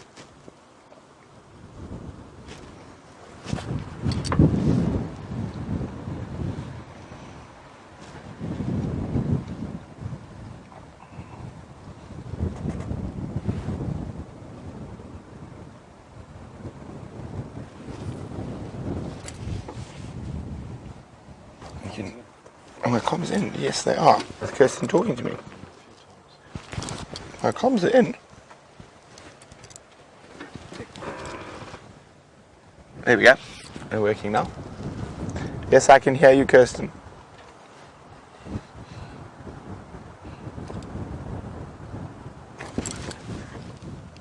Okay, so it looks like we're quite lucky. I thought there would be more pressure, so we can spend a little bit more time here. So we're going to sit patiently here, and let's sit this way so you can see a lion behind you. It's not better than just looking at me. What do you think, Sean? Okay, we're good here? Okay, great. There's a lion behind me, and we're live. No, I'm joking, you guys know all of this stuff. But as I'm saying, it's quite nice to see animals we don't see frequently, like the Anderson male and the Tsalalas. It's a great part about being in an open system. I mean, if we include the whole Greater Kruger, Mozambique and Zimbabwe, it's 8.5 million acres that is purely dedicated to wildlife, which is incredible. Now, if you think about old world Europe, for example, the largest intact piece of temperate forest in old world Europe is in Poland, and it's less than 20,000 hectares. So what's that, 40,000 acres of actual intact wilderness, pristine wilderness in old world Europe. 40,000 acres. We're sitting in 8.5 million acre. It's outstanding. It's unbelievable. Now, back to our tailless wonder. Mary is wondering whether the loss of a tail affects her balance. Not that I've seen her, and from what I've heard and from watching her mother, she was an incredibly proficient hunter without that tail. And of course, it's always just one thing less for the hyenas to bite. That, of course, was a joke, as she did lose it to hyenas battling over her carcass.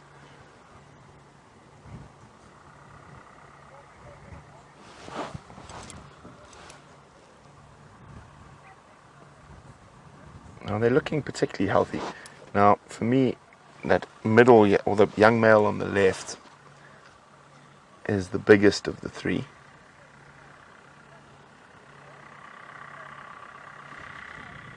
And so I'm not sure whether they were all born to a single female or they're from separate females. We'll have a better look. There could be a little bit of age gap between them. I always love young male lions. They sort of look quite awkward. Like they haven't quite grown into themselves yet. I suppose a bit like a gangly teenage boy. Acne and facial fuzz.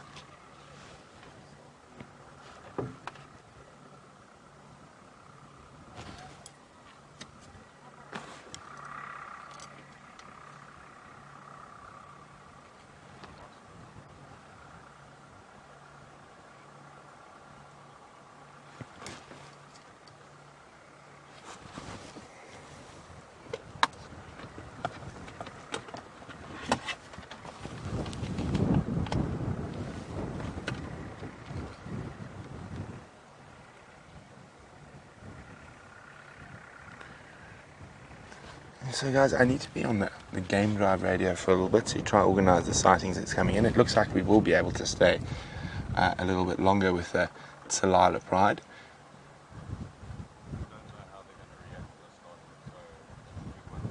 Okay. So I'm just going to be quite busy for the next little while, and I wonder what Jamie's getting up to back on Juma.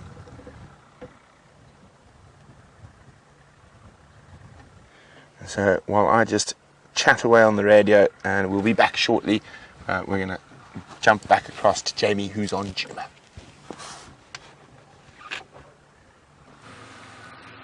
On Juma, and on my way to see whether or not... Sorry, I'm trying to not take my eye off the bird I was trying to get on camera, but it flew away. Sorry. On my way back to see if Queen Karula has decided to come back out into the open. At the start of the sunset safari, she was very much in some very dense vegetation. We weren't actually 100% sure exactly where she was. Now that's what we're going to go and do now. But what an exciting afternoon it has been. Two sets of animals, two separate sightings of animals that we hardly ever get to see. I'm sorry about Mvula though. We did try. I actually went all the way around to Gowrie Gate to try and see if we could get a view down there, and got some very odd looks from the gate people who I think thought I was trying to put them on camera secretly, which I wasn't. I was just trying to see the leopard. But we tried. We tried our best, and it didn't work out. Now let's go see what else we can find. I haven't driven down Aubrey's Road in a very long time, and judging by the vehicle tracks, nobody else has either.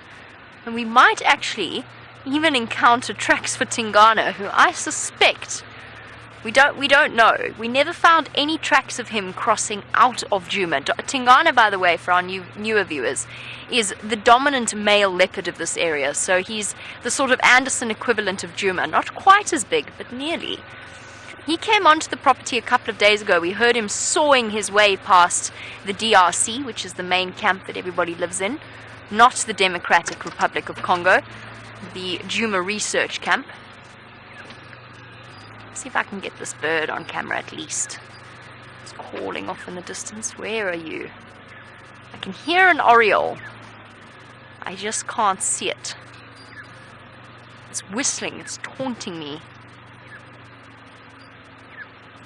But yes, I suspect that... aha. Gotcha. Okay, it's quite far away. It's a bit further than I thought. It's on the top left-hand point of that marula tree that hasn't yet got its leaves at the back.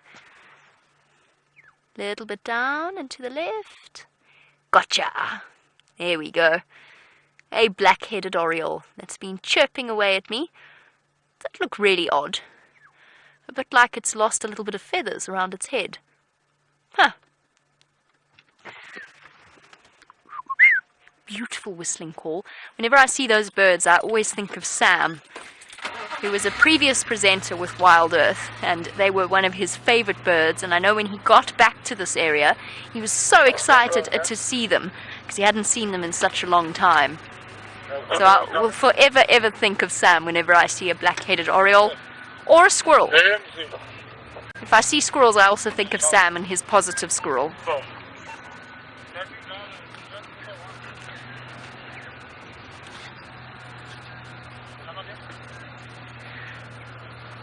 Very good question, I suppose, for somebody who doesn't know the area. I'm sorry, I threw that term out like you were just expected to know. So, very good question from Dispatch Griffin, who would like to know what exactly the Gowrie Gate is. The Gowrie Gate is the main entrance to the Northern Sabi Sands. So, it sits, you can imagine it. I'm not going to draw you a map because I do want to get to see if Karula's around. So it sits right up in the top northwestern corner, if this is northwestern corner. Djuma is sort of here. Buffelshoek is sort of here. Manyeleti is here. And Simbambili and Arathusa are there. So it's the road at the end of Triple M, on the northern end of Triple M Road. That's the boundary between Arathusa and Djuma. And the main entrance point for all staff and private personnel.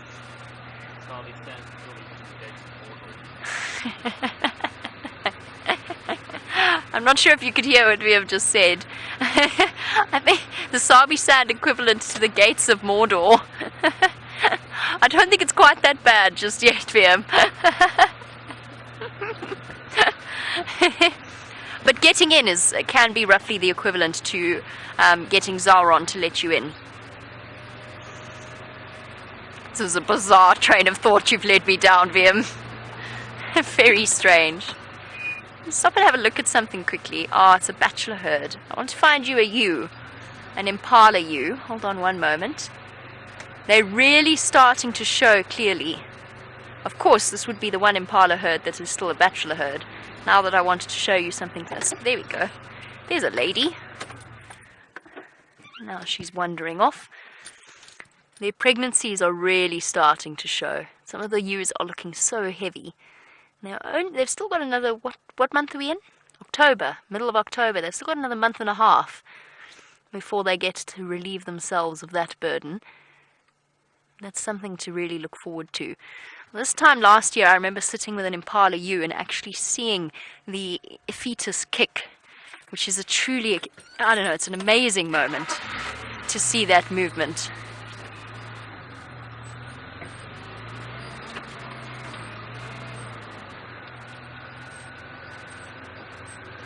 Here we go. This might be a little easier to see. I think it's still a bit early. Oh, Mr. Ram. The male impala startled and scared them all. The males have been chasing them round and round and round and round over the last few days. I don't know why. I think they've just got their wires crossed in terms of when mating season actually is. They should only really be chasing females in June.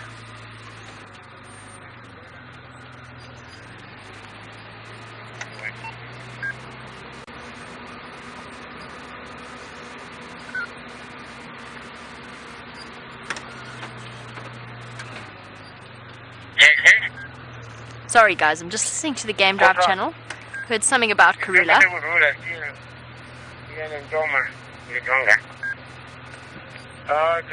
thank you. Alright, thank you.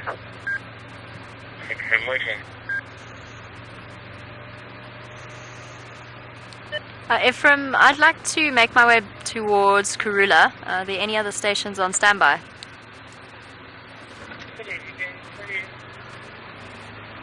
Under the bush here, is feeding here. I'll be from again. What is today? So the tree there, I'm looking for this Madonna. Copy that, thanks. I know Andrew did see one a little bit further south. If you keep following the Mulwati south, there's a big jackalberry up on your right-hand side if you're going south, and you should see one of them up there. Okay, copy.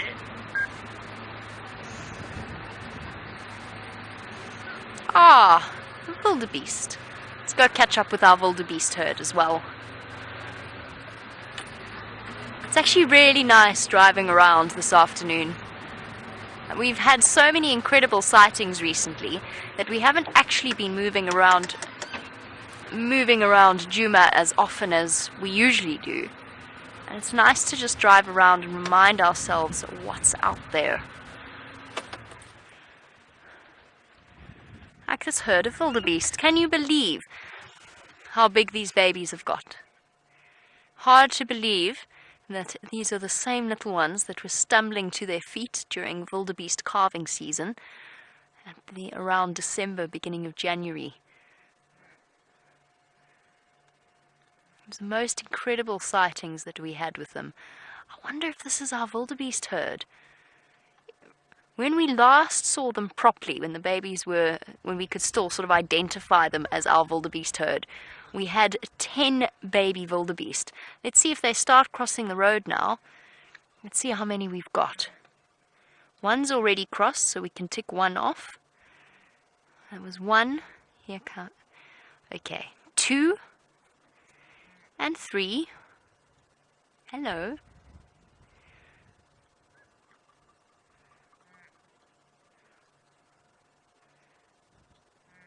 4, 5, 6. This might be a different wildebeest herd. 7, 8, 9, 10, and with an 11th calling somewhere in the background. Perhaps I counted wrong. Could this be the same wildebeest herd? Listen to the noises they're making.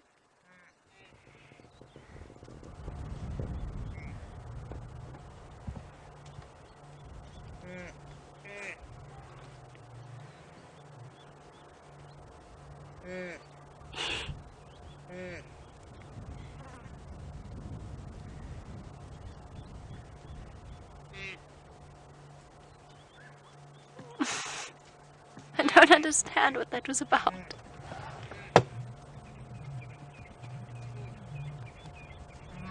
Oh, now we're all going back that way.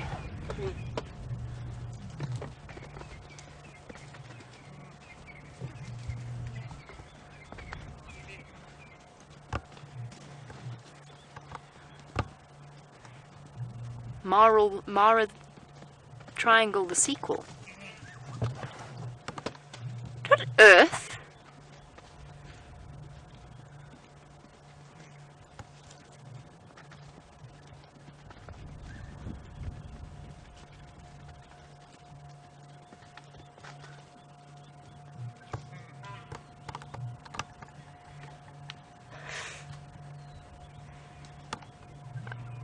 I have no idea what that is all about. Here comes the male.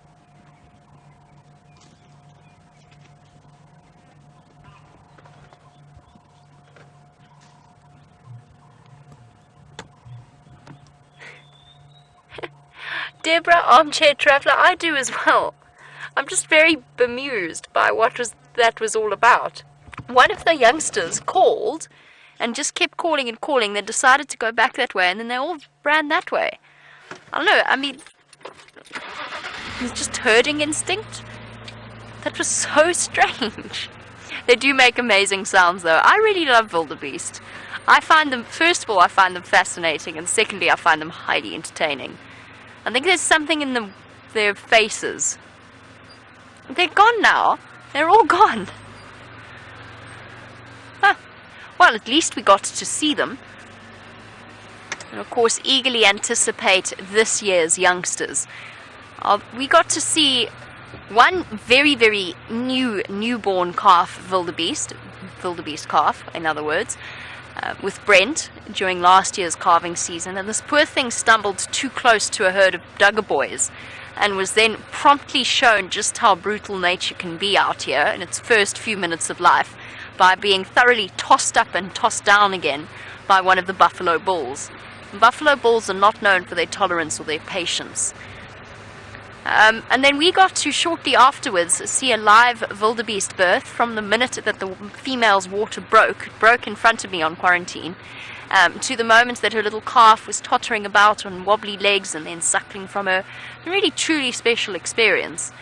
And I know that it's something that's actually happened a few times. VM's nickname, wildebeest, comes from, you were the first to record a live wildebeest birth. Yeah. Now that's really something for us to be looking forward to in the future. Of course, the outcome of my live wildebeest birth was the next morning the Styx Pride came and ate 3 of them, including, I think, the one that we saw being born, which was also quite tragic. It just goes to show life can be incredibly tough and incredibly short and brutal out here. But let's move on to happier things, like the fact that we've stumbled upon a herd of elephant.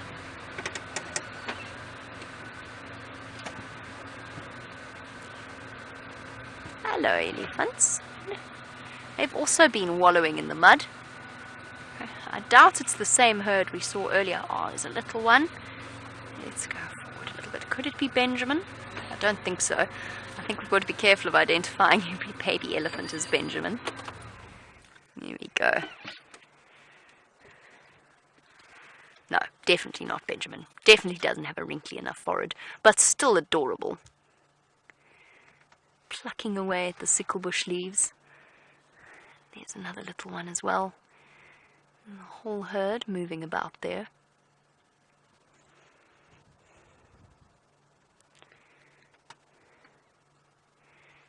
Cute. Doesn't matter how many times you sit with them for ages, a baby elephant is still a fascinating thing to watch.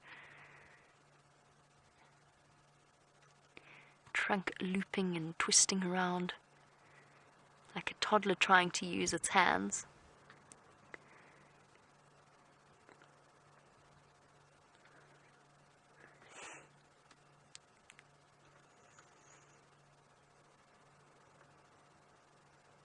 Little pink tongue.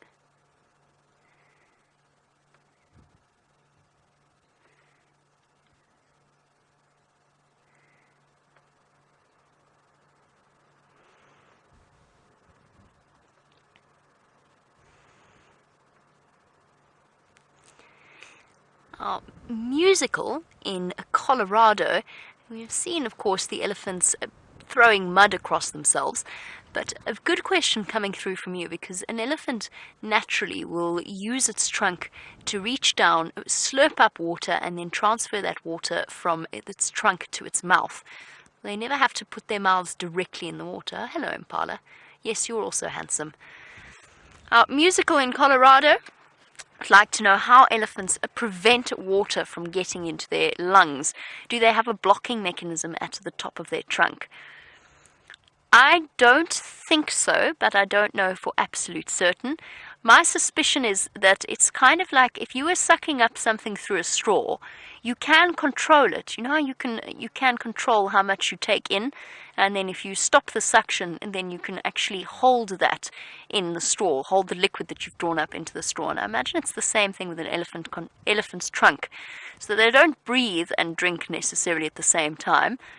although they can still, of course, breathe through their mouths. I think the only thing that they would have that would block the water from going into their lungs would be a, what do you call that thing that we have between our esophagus and our trachea? Epiglottis, thank you very much. I had a brief lack of brain moment there. And again, we're a brief moment of forgetfulness, let's put it that way. Yes, I think that's the only thing that they have. I imagine an elephant's epiglottis is absolutely enormous. I've actually never pictured an elephant's epiglottis before, but I'd be fascinated to know what it looks like. It must be absolutely massive. But I think that's the only thing that they have to stop the... Oh, cute. Got an itchy knee. Itchy wrist, I should be more specific there. Oh, now the other one.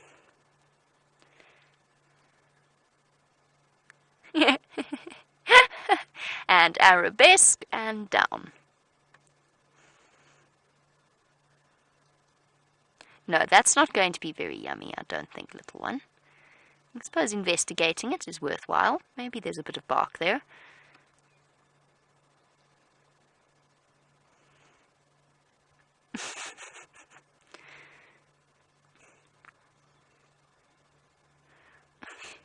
Life's tough when you're trying to learn to use your trunk. When in doubt, just bite it. Get down on your knees and your wrists and bite it off. Especially when you realize you're getting left behind.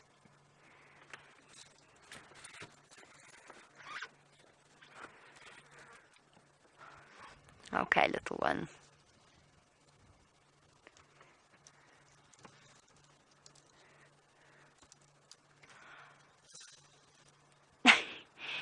Tossing branches over to get to the grasses underneath.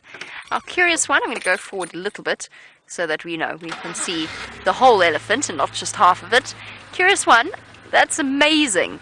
Curious one says that there was a tiny, tiny baby elephant calf on the Djuma Dam camera today that looked only about a day old. That sounds amazing. I hope we can find it on our way towards Karula. That would be really, truly lovely. Okay. I think I'm going to keep going unless we come across the one-day-old calf, because that is also something truly special to behold.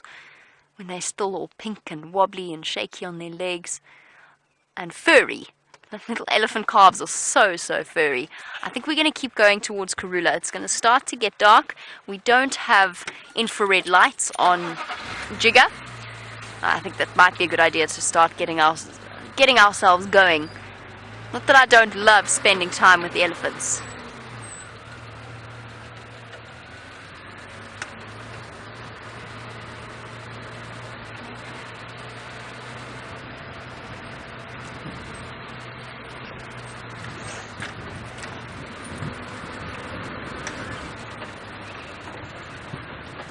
I'm also a little bit concerned that Karula is going to up and leave us. Hopefully she goes to investigate that daycare, because as long as she checks the bottom of that jackalberry tree, she'll find it. It's not where she left it, but it's very, very close. I'm hoping that's what she's going to do, and that will just prolong the period of time that we are able to spend with her, because she's spending a lot of time south of our boundary.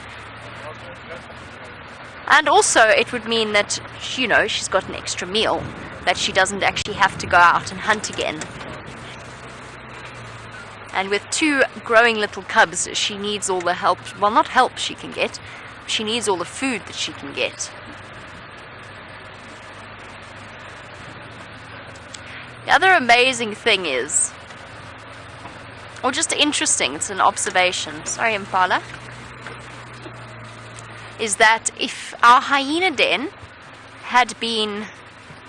if our hyenas had still been denning on Djuma, there's no way Karula would have kept her impala kill last night. She didn't hoist it. It was on the ground. When our hyena den was still around, our hyenas were patrolling that Mwati drainage the entire time. And I think the fact that it was an adult male impala made it very, very difficult. Not a light antelope. Here we go, some more pregnant ewes.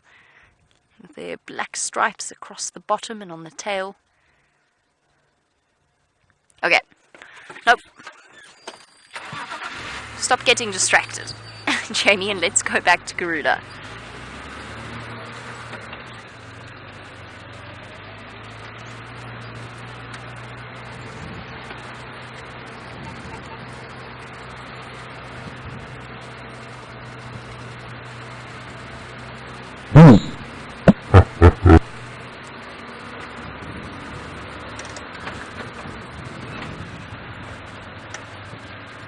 Now, the reason I'm not going back to the Nkuhumas, although we can try it towards the end of drive, perhaps when Brent gets back he might give it a go.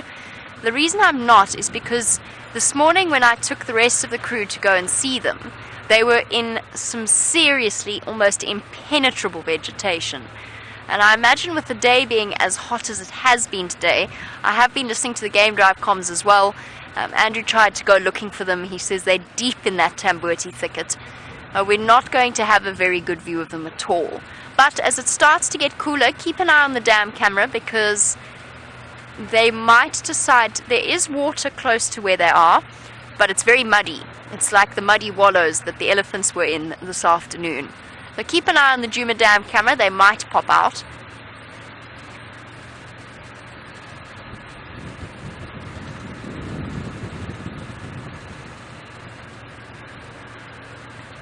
Who knows? Lots of buffalo around as well.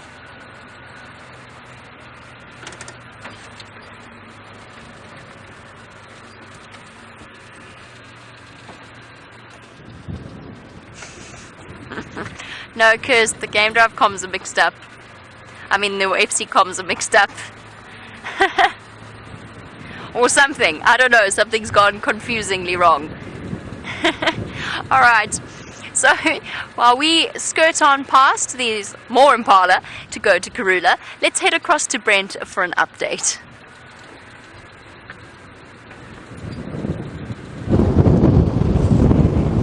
So we've, there's hair everywhere today, the wind is strong. Maybe I should do the backwards cap, how's that?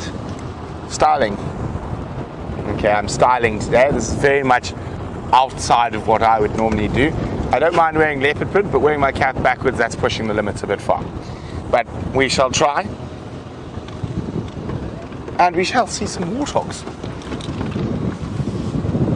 Hello, water pigs.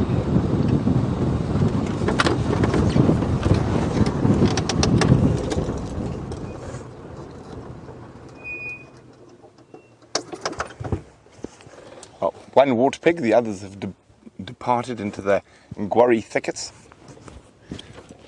And we have a female warthog on her knees to get to that good grass.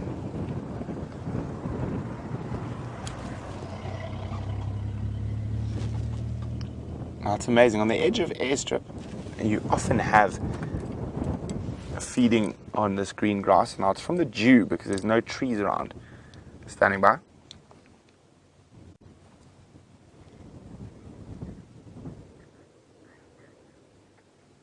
FM, what's the lineup like?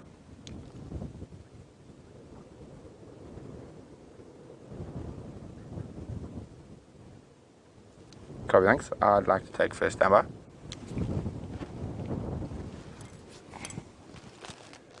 Oh, you heard me on the radio. What could I have been talking about? Well, there's definitely a warthog where we're going. But there's also the biggest male leopard in the Zambia sands. But we're not quite there yet. We're still on first standby. Genre is literally doing a dance for joy behind me. So we are going into looping mode again. And while I think about looping, oh, what a wonderful pair of steenbottles. Oh, there were a wonderful pair of steenbottles till I mentioned them. Now they are disappearing bokkels.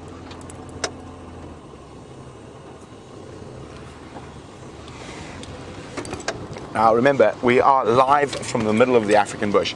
It has been a really good week of sighting so far, and it's only Tuesday. Is it Tuesday or Wednesday? Thursday. It's not Monday. It's Tuesday. Okay, so it has been incredible, and it seems like it's only going to get better. No, I feel too ridiculous with a cap on backwards. I can't do it. It's enough now. I'm not a hipster.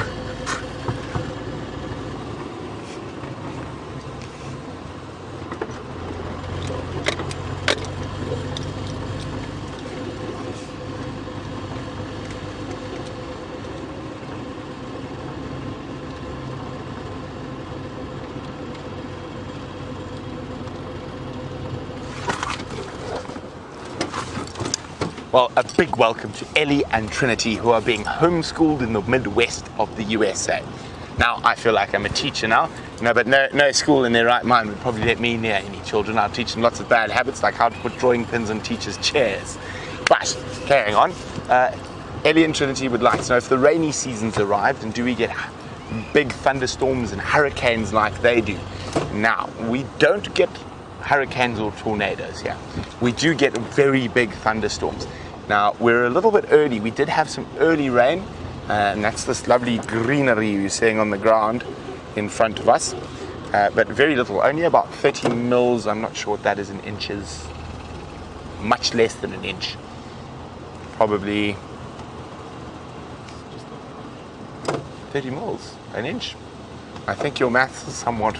Anyway, well, let's see. Who can tell me how much 30 milliliters is in inches?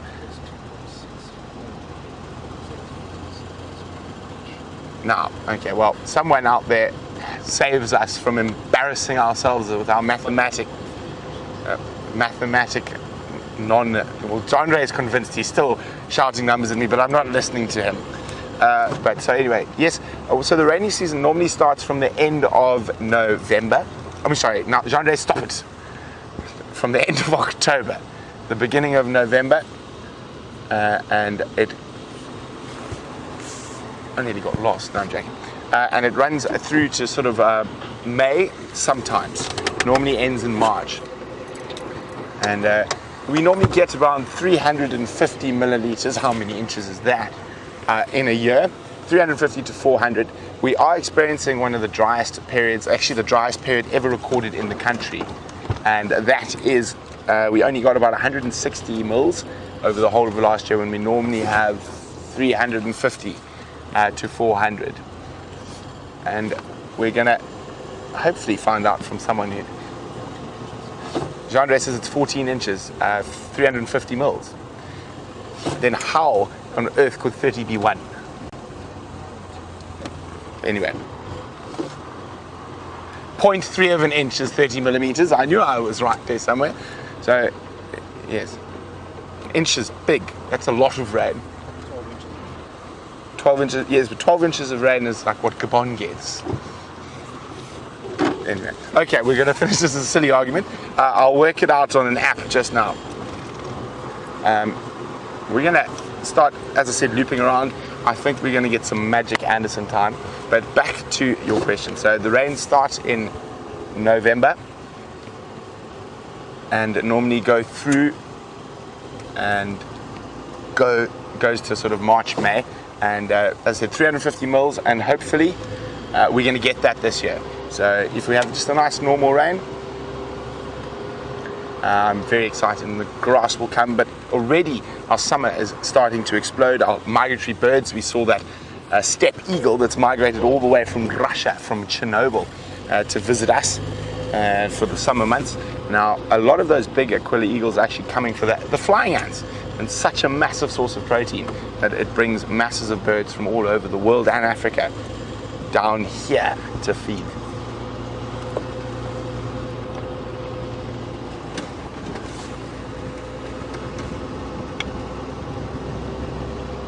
Okay, exciting times. I can't see that far, John. That is,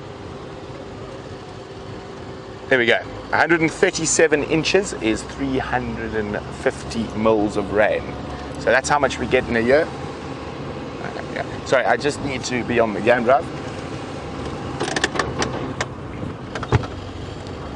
Copy that. Thanks. I'm on Arathusa Shelley's boundary, heading west. I should be there in about 2 to 3.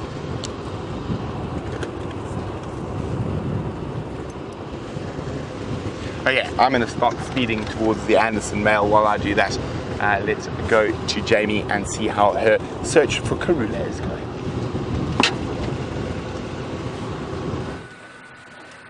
I've got to the right area. Now it's just a question. Sorry, I heard something.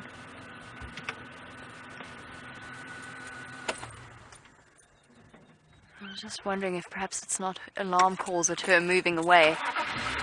I've got to the spot that Karula was in. Now it's just a question of whether or not she is in fact here. Let's go and investigate, shall we? She was here earlier. She might be thinking about moving back towards that Dacre kill.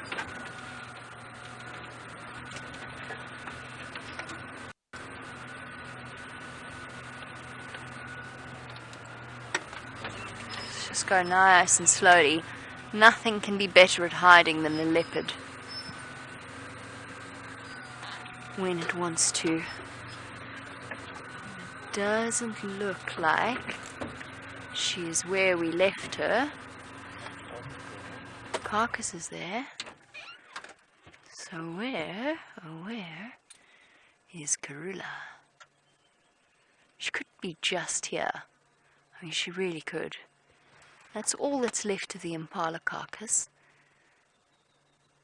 That's why I was stopped for those, what I thought was alarm calls. Just checking to see if she's not in one of the trees. She's not up in the jackalberry, and I don't think her cub, anywhere cubs are either.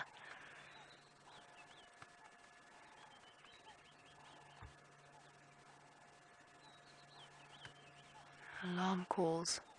Just taking my earpiece out for a sec.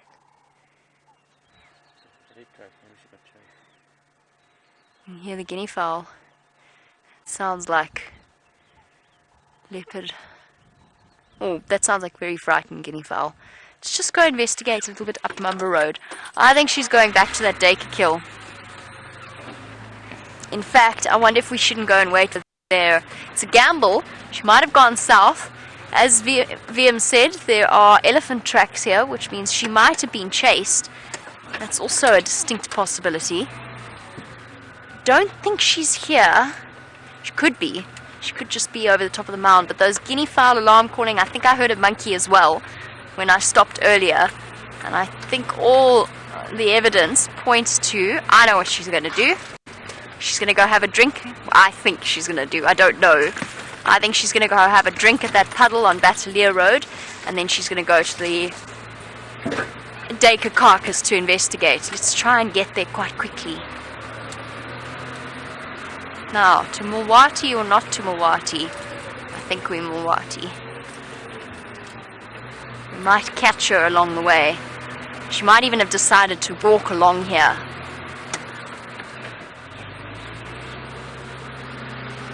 Yep. Look like little leopard tracks going this way. It's all being stepped on by elephants there. But I'm relatively certain I saw leopard tracks going along here. I'm going quite fast because I want to catch her as she gets to the carcass if she goes to investigate. And I want to see if the cubs are with her as well. Hello, mister. Sorry, I know we've got a lovely giraffe here, but we've got to go quickly. Those alarm calls are still quite far away. Please. Sorry, boy. Here we go. He's relaxed again. And the go-away birds are calling as well.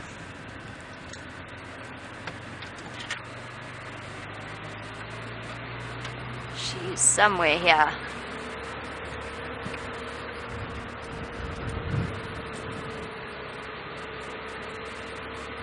I hope this is a gamble that turns out to be correct.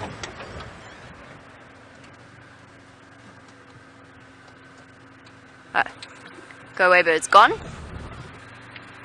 I just stopped to look at which direction it's looking in.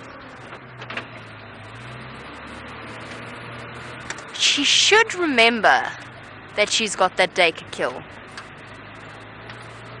Or did the impala put it right out of her mind?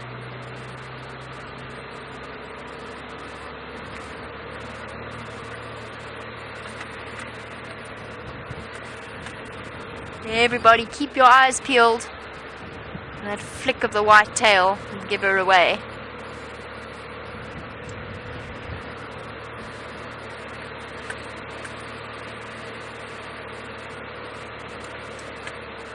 Where are you from? Yeah.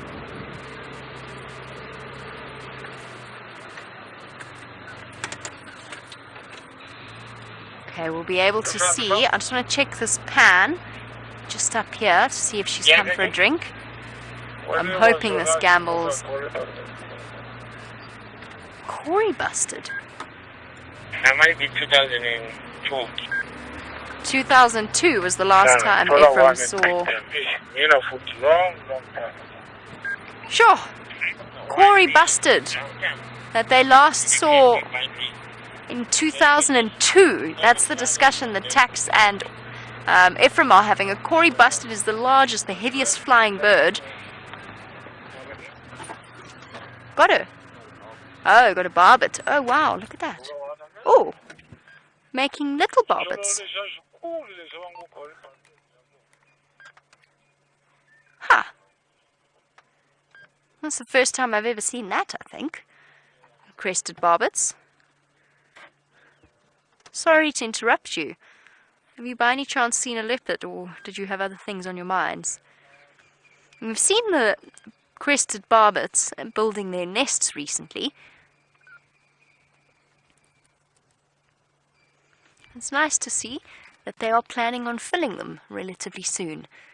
Bird mating tends to be quite a perfunctory act, in just that they don't have genitals in the same way mammals do. They have genital openings known as cloacas, that they just have to touch together ever so briefly for the sperm to be transferred, and now the female has to go about producing her young in an egg.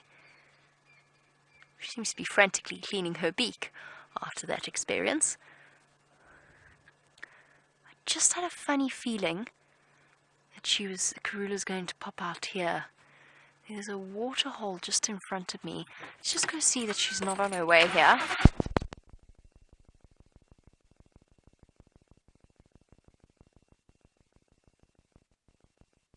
I'm going to do some scouring for our... Sorry, I don't know what that was. Didn't quite hear that. Oh, it's gone silent. We've gone silent. Okay, we need to sort things out. So we're going to send you across to Brent and we'll catch up with you shortly.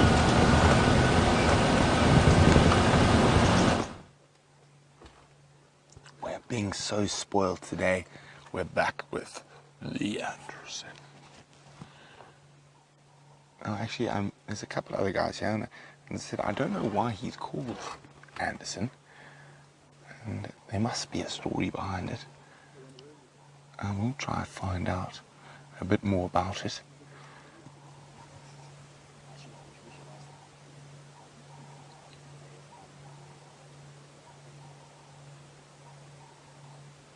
He's back on that warthog carcass. Hopefully he might hoist it, you never know.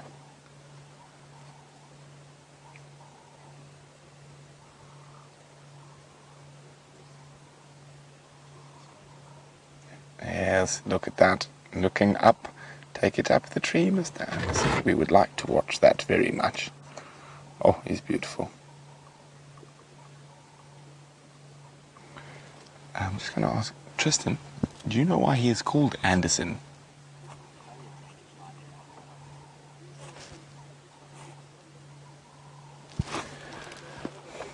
Now, Steph is asking if we... Oh, wait, John, he's going to... Get ready. There we go, he's going to go up. Look how strong he is. Now that is incredible feat. That probably still weighs a good 100 pounds of warthog flesh there.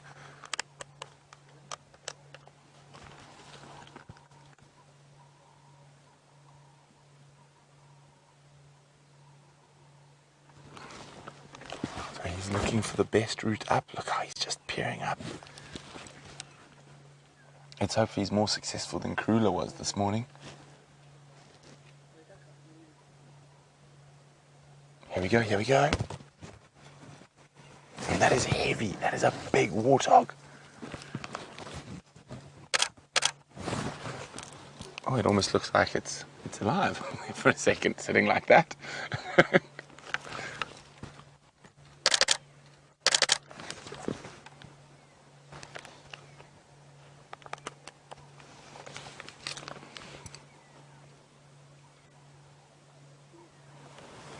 He keeps looking up the tree. He knows the sun is setting, and there are a good population of hyenas around here. He wants to get that carcass up and safe. Now have a look. It's a big female warthog.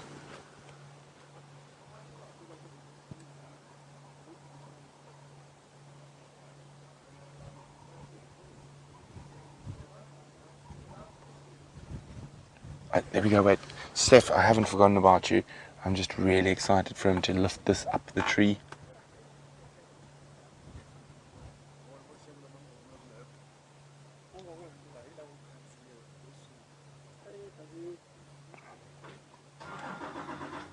So while he decides he might need to eat a kilogram of more meat before he takes it up the tree, Steph is wondering whereabouts are we. I said, yeah, he's going to eat a bit more. Bring that weight down a bit. Steph was wondering exactly where we were in Arathusa. We are quite far west. We're just to the east of the Elephant Plains boundary on a road called Central. I'm just going to move into a different spot quickly.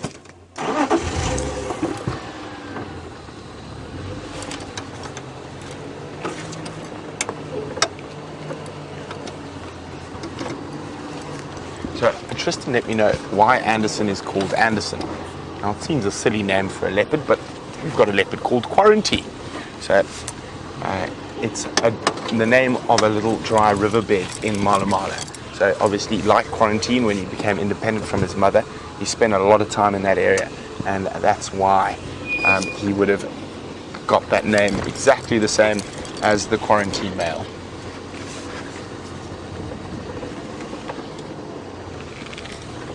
Are you happy, Jeandre? Happy. Jeandre's nodding his head furiously.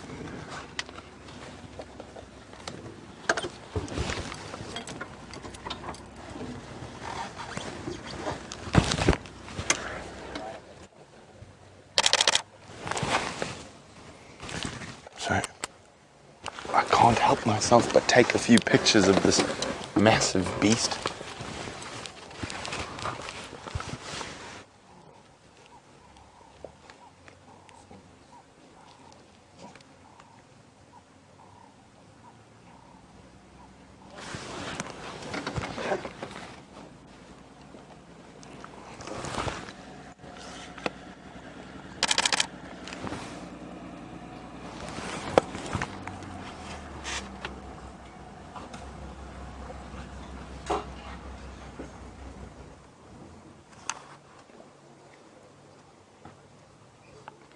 So I know this is possibly for a lot of you the first time you've ever seen this leopard. So remember, share your screenshots on our Facebook page, #SafariLive on Twitter. We'd love to see them. And remember, there's also all the different fan groups created by you where you can share your experiences on the Safari Live journey with everyone out there.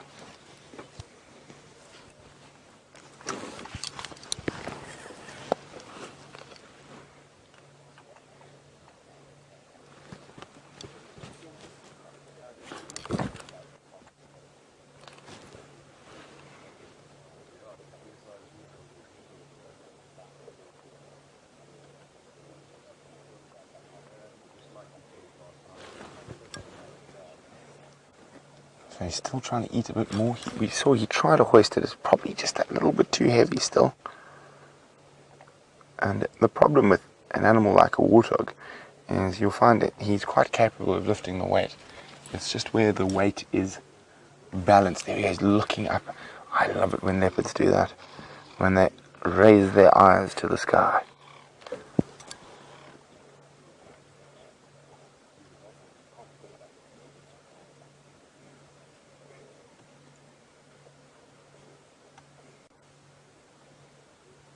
Now he's going to want to get that up the tree. The Tsalalas are not far from here.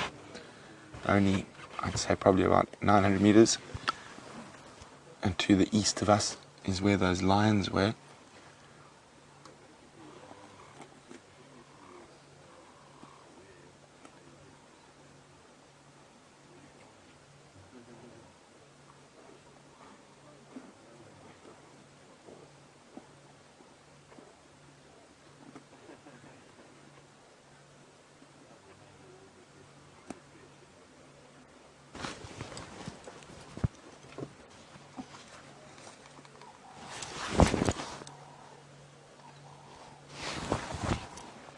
Now I know you guys must be just enjoying soaking up being in the presence of Mr. Anderson, just like Jean-Dre and I are. The sun is setting, so if he doesn't hoist that, we won't stay here after dark.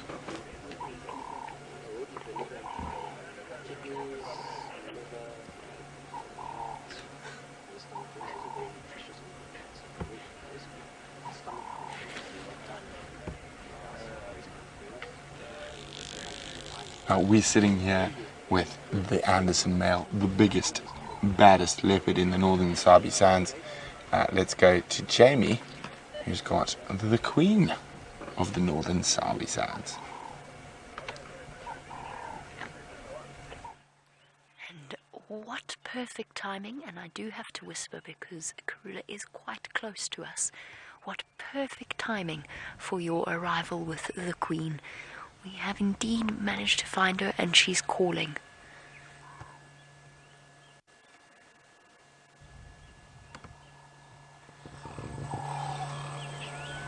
Or she was.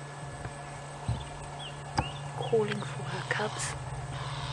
Oh, now at 8 months old. Oh, there she goes again.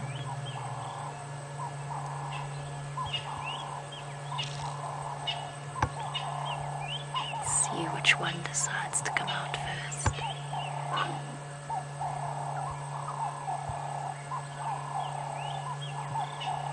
At 8 months old, her little cubs are showing serious signs of independence.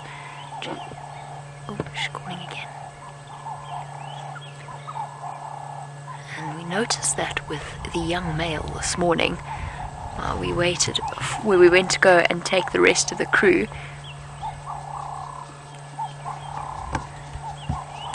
Which does mean that on occasion they spread quite far and wide, and she has to work hard to find them again, or at least call repeatedly, like a mom desperately calling upstairs to recalcitrant teenagers. Juan in South Africa, speaking of Karula, he wanted to know when will she start mating again.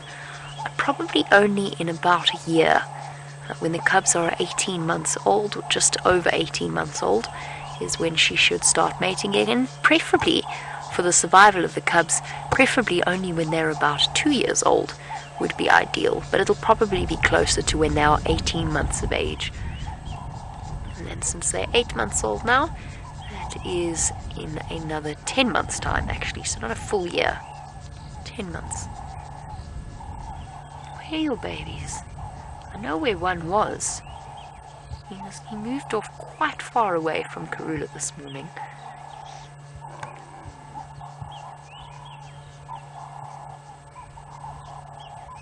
The Cape turtle doves, or the ringneck doves, are making such a noise. It's amazing if those cubs can actually hear over the sound of them. I love that sound.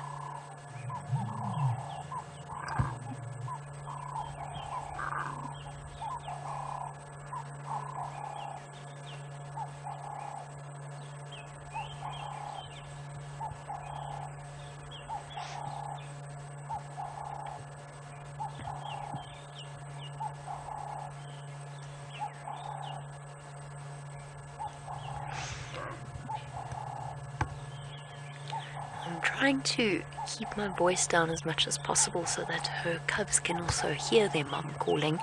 Selena, wondering, I've obviously been with the Anderson male. Shame. She's calling them, but she's too round to move. Sorry, Selena. You're wondering if male leopards kill cubs like male lions do. Yes, they do. If a male comes into a territory, he will, and it's a new territory to him, he will kill all of the leopard cubs he finds. The same applies to nomadic males, young dispersal males, and older disperser males. They will instinctively kill cubs of females that they haven't mated with. But generally, it's in those rare situations where a dispersal male has stumbled upon them. So Tingana, for example, would not be a threat to Karula's cubs since he has mated with her and could be the father. Same way Anderson was not a threat to Shadow's cubs since she had been seen mating with him. Come on, little cubs, out you come. Sitting and waiting. Okay, while we wait for the cubs to pop out, let's go over to Anderson, see if he manages to get it up the tree.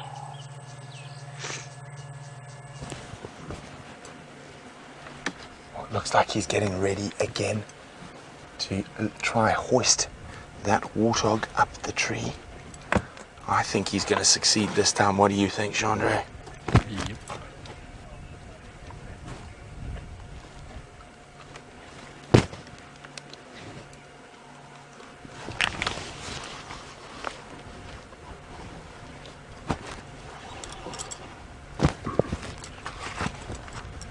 Oh, now he might eat a little bit more again.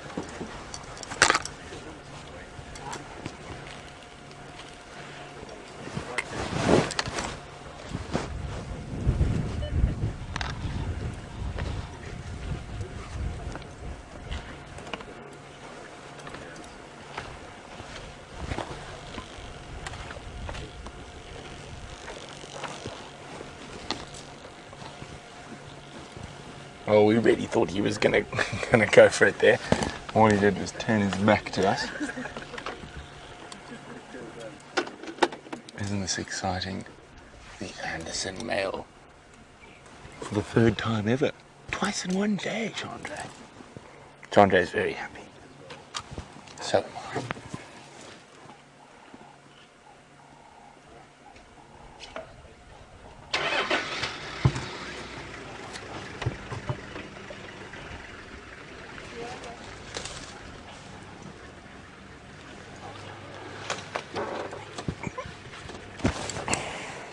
Now, Shannon in Ohio is wondering whether he'll be able to smell the Tsalala pride.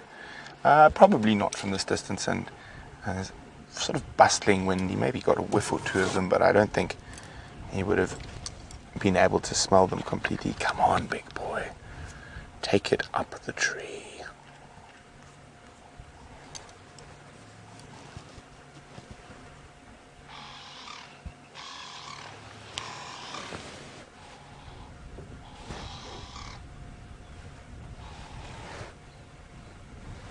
He's thinking about it. Now, as it gets darker, the chances of him losing this carcass to another predator become higher and higher. There we go. Look at that. Look at that incredible strength. Oh, he nearly fell over. Look how high he's taken it. Absolutely incredible. Wow. Wow, wow, wow, wow.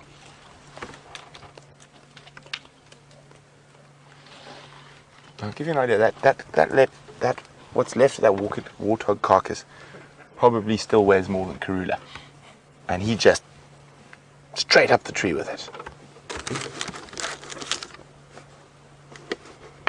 I'm going to have a celebratory sip of hot water.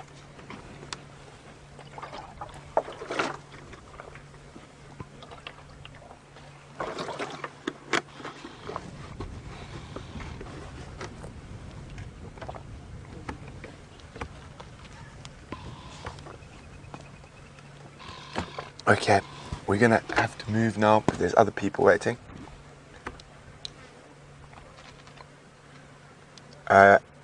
If you would like to make your way, I can make space for you.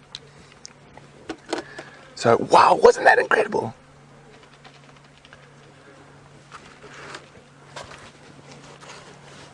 Okay, isn't that incredible? So, speaking of another incredible leopard, I'm sure he's going to be here tomorrow, but let's go back to Queen Karula.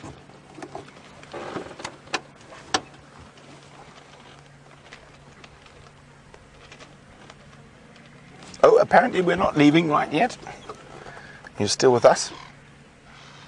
Jamie found a gremlin. And I'm just going to move to the other side of the tree and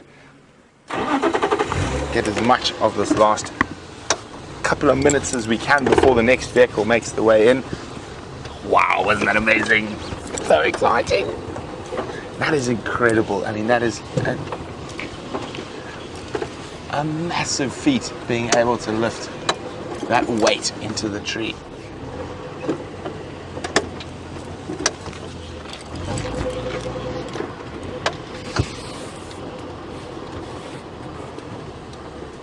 Tell me when, Jean-Andre.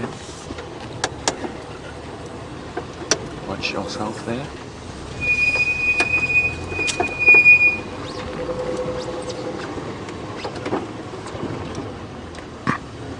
How's that? Look at that. Would you like some light, Jean-Andre? It's a bit too high. Huh?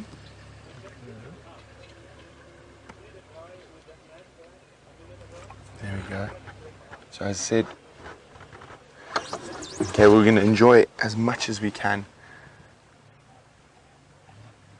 for now, and then we are going to have to make our space.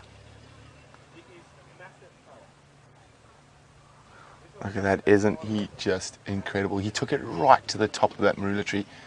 I would say he's 1, 2, 3, 4, 5, 6, 8 to 10 meters off the ground. And he carried 100 pounds of dead weight up there. So about 50% of his body weight he just carried up a vertical tree for 8 meters, 9 meters. What's that in feet? I don't know.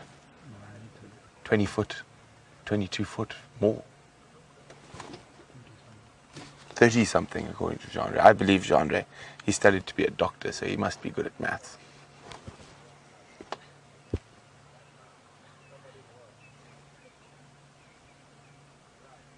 Beautiful.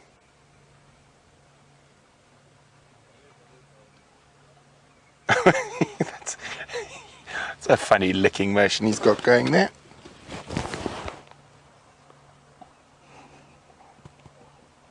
Now, as beautiful as he's not quite the most suave leopard.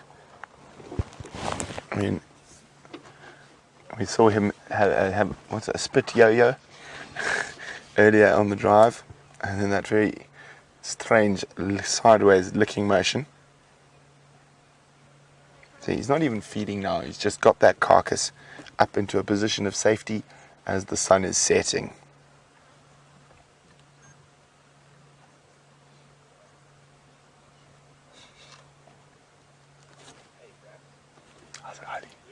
Very good, thanks.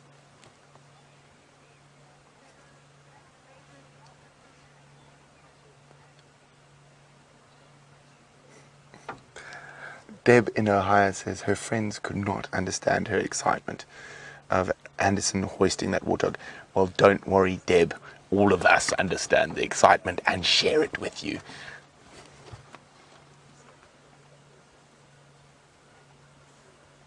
Absolutely. I was going to say a naughty word. Absolutely something marvelous. To quote an old British sitcom. Absolutely marvelous.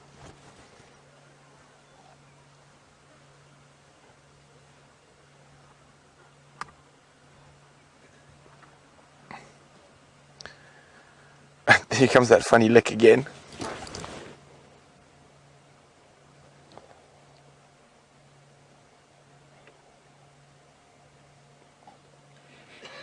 He's a funny looking chap, isn't he?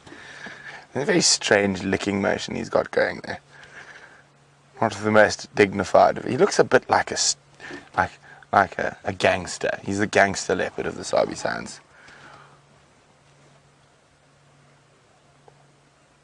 He is a very, very exquisite specimen though.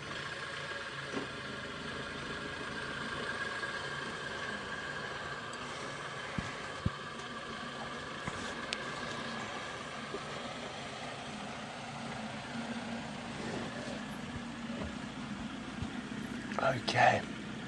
We're going to make space for Harley to come around here to where there's a nice spot. We're going to have to move on. And Jamie seems to have found some signal. So while we do that, say goodbye to Mr. Anderson, and hopefully he'll be here bright and early tomorrow morning. Let's go back to Jamie.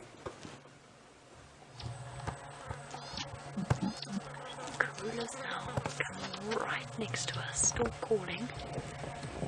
Sorry about that, everybody. We lost signal right at the crucial moment. She's now calling much louder,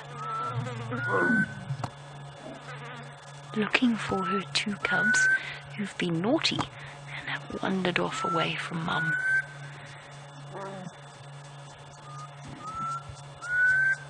Here comes one. Here comes a cub. I see you, you little thing. Come on.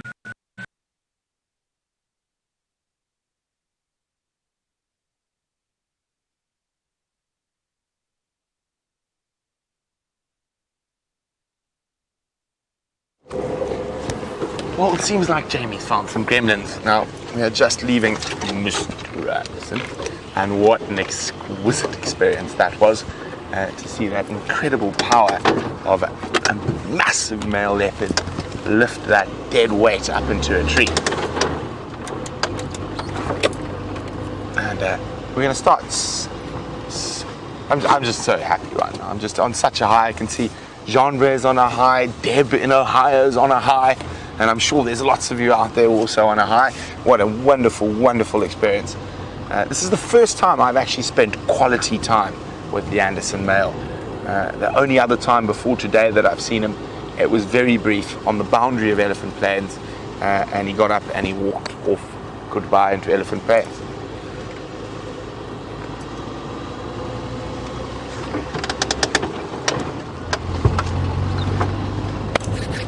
What a splendid evening. I'm so happy, so very happy. Remember, this is 100% live, so you witnessed that live. And remember, if you want to share any feelings about watching that male leopard go up the tree, please do so. Hashtag Safari Live on Twitter. Actually, I've got a better idea. We'll play the one-word game. So tell me, in one word, what word comes to mind for you watching the Anderson male take the warthog up the tree? You can do that by using the hashtag Safari Live or questions at wildearth.tv. One word to describe the Anderson male lifting the warthog. And unfortunately, it seems like I'm losing my comms again. I don't know why. Jean-Ray, did you hear that?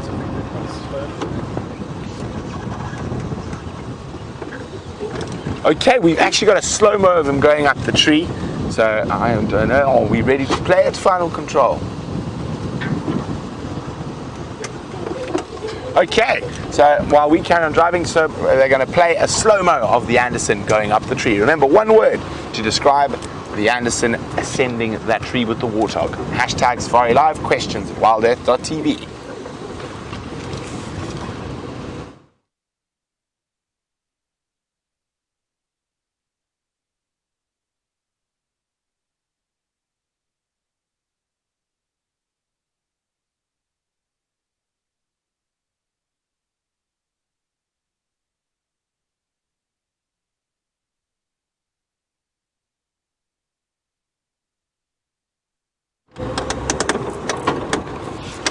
Wasn't that amazing? So I'm going to start make my way back towards Juma, and it seems like Jamie's found some signal again, so let's go back to her.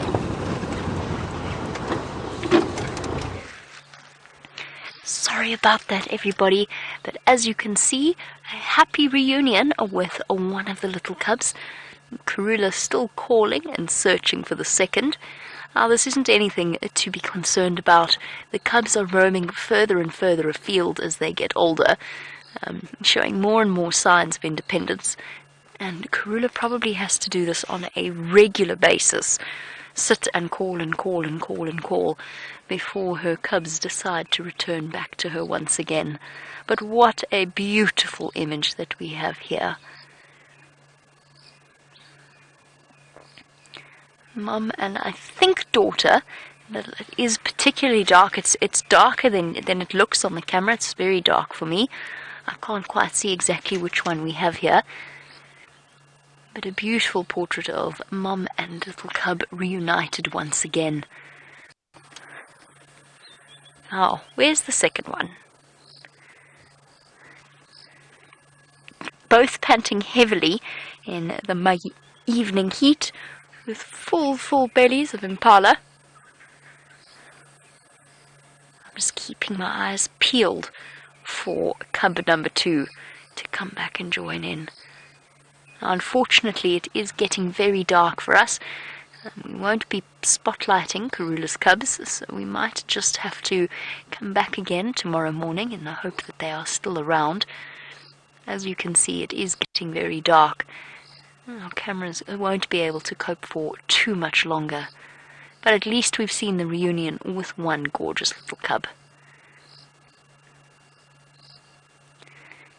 A thorough cleaning from Mum, and perhaps a scolding as well for ignoring her for so long.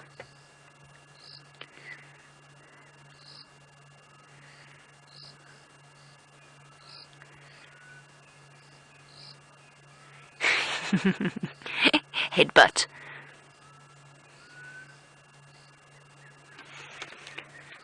Still hoping we're going to get to see the other cub, but unfortunately the light is getting dimmer by the moment. They're also now very much blocking our route out of here. We might have to go all the way down the Mulwati in reverse. Oh, big yawn. But that's okay. Entirely worth it to spend moments like this.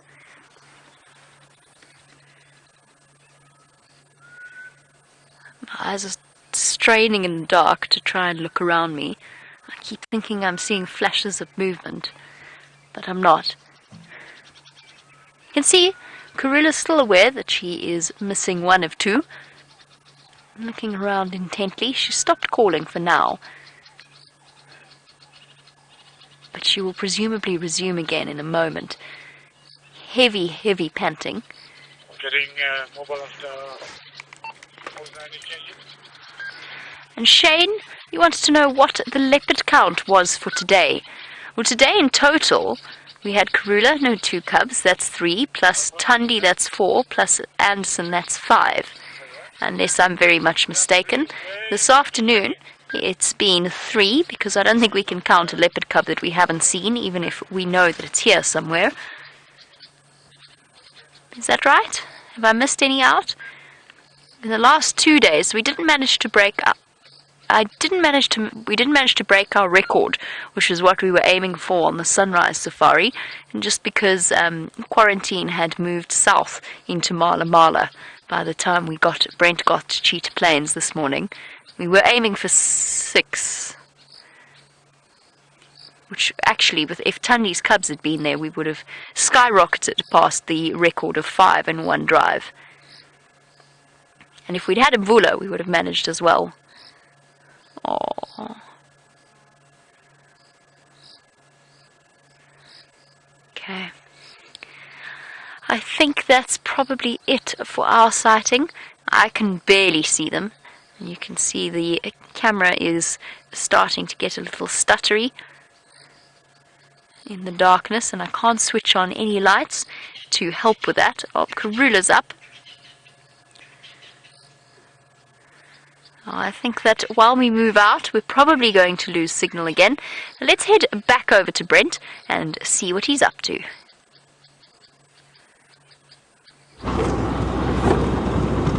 Well, we're just basking in the wonderfulness of this sunset safari.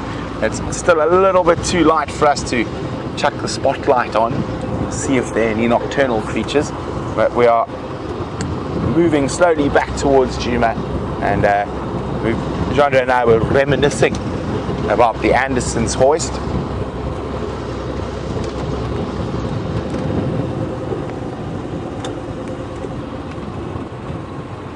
There we go, we've got some one-worders in.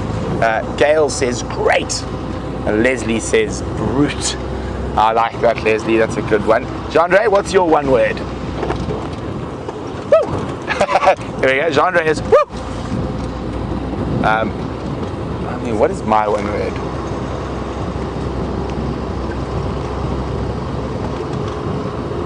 Anne, powerful. Bethany, stunning. Trying to think of my one word is a combination of two words. Fan. Something tastic. Again, quoting. I don't know why I'm quoting old British sitcoms today.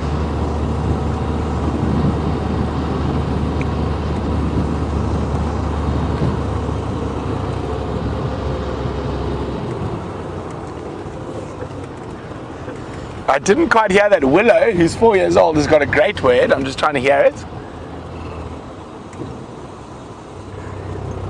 Well, Willow, you win the one-word competition. I don't care what's coming next. Willow wins with the word boink-a-doodle-doo. Well done, Willow. I think that's fantastic. So, we're going to have to get Jandre every time he sees a leopard hoist, he's going to have to go boink-a-doodle-doo. Definitely. Here we go. Just bypassing. Hello. Good, nice. Good. Enjoy.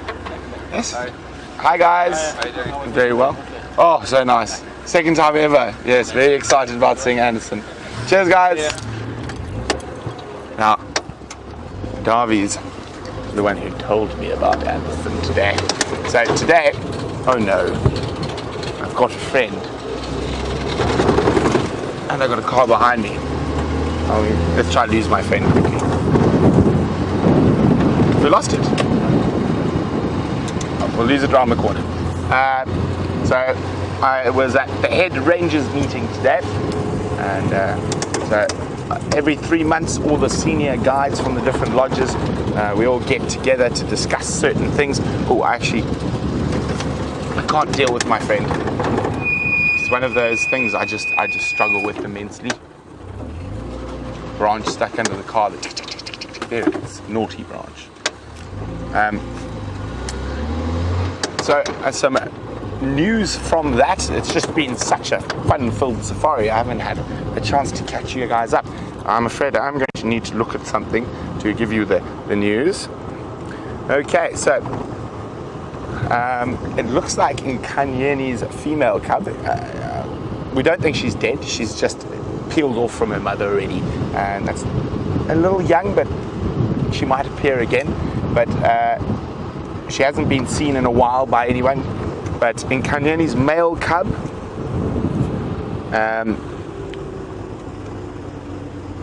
is, I'm trying to find his name now. There we go. They've named Nkanyeni's male cub has been named.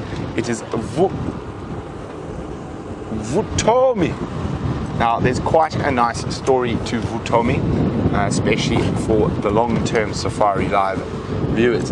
Now, when I first started driving around on Safari Live, I used to get a lot of questions from a young lady named Shanae in New Zealand. Now, Shanae in New Zealand used to ask some very complicated questions about guiding and etc. And her dream was to become a field guide. Shanae is now a field guide in the Northern Sabi Sands, and she works at Nkoro, which is at the end of this road. And so what happened was that male cub disappeared for quite a while. No one saw him. He was always assumed to be dead. Then when Shanae and her tracker first saw it, Shanae burst into tears and said, "He's alive! He's alive!" A bit like Dr. Frankenstein, I assume. I'm only joking, Shanae, if you see this. But of course, she was so excited that that leopard cub was alive. It was her favorite. It was her first leopard cub since she'd been guiding. And she asked her tracker, "Chris, what does alive mean? What is the word for alive in Shangaan?" And it is Vutomi. So there we go. That is Nkanyeni's male cub. We can stop calling him Nkanyeni's male cub. We can now call him Vutomi. So there we go. That's some news from the head rangers meeting. And what other news is important for right now?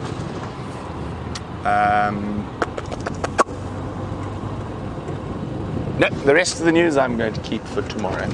But there we go. That's just a nice little happy story. And so very nice. Vutomi. Vutomi, for those who want to know the spelling.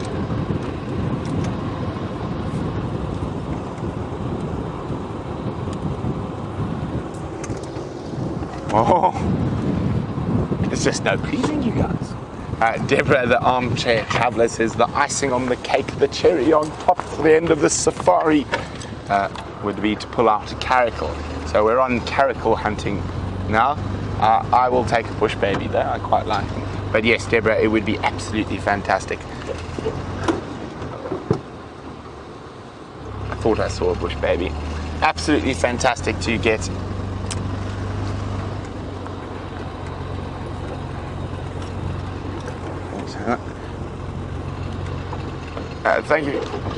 thank you very much, stations. I'm crossing back to the north. Great afternoon. Yeah, just so again, I'm going to spell it for the third and final time. If you're not listening now, the spelling for Nkanyeni's male cub. Last time we're going to call him that ever. His name is Vutomi. Vutomi. Vutomi is the name of Nkanyeni's male cub.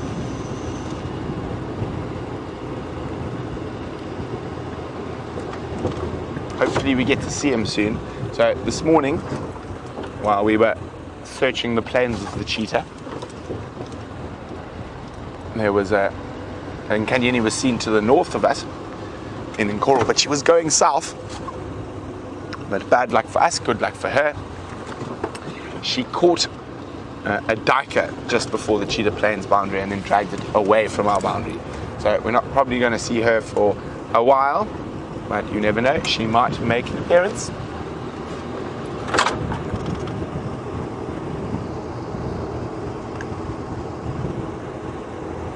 Now the cat streak continues. Now over a month of cats every single day. Isn't that absolutely wonderful? I think the main people we can thank, or the main animals we can thank for that, is of course the hashtag Incredible Nkahumas. From Jean-Dre and myself, we're going to bathe in the glory of our evening a bit longer while we sedately make our way back towards Djuma. We thank you for joining us. We thank you for the questions and comments. And Jean-Dre, can you remember what the word was? Boink-a-doodle-doo. There we go. On three. Boink-a-doodle. On three, Jean-Dre. Just a little bit. Okay. Okay. 1, 2, 3. Boink-a-doodle-doo! Bye. We'll see you in the morning. Back across to Jamie.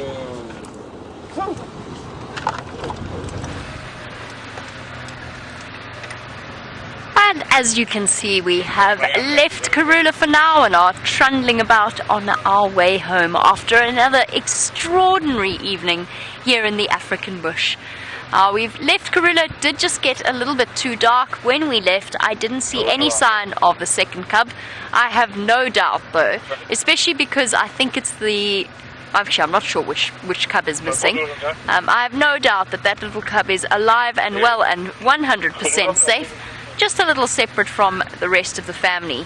I think they're going to start doing that and spreading further and further afield, and perhaps even acquiring the amazing feigned deafness that teenagers have mastered around the world.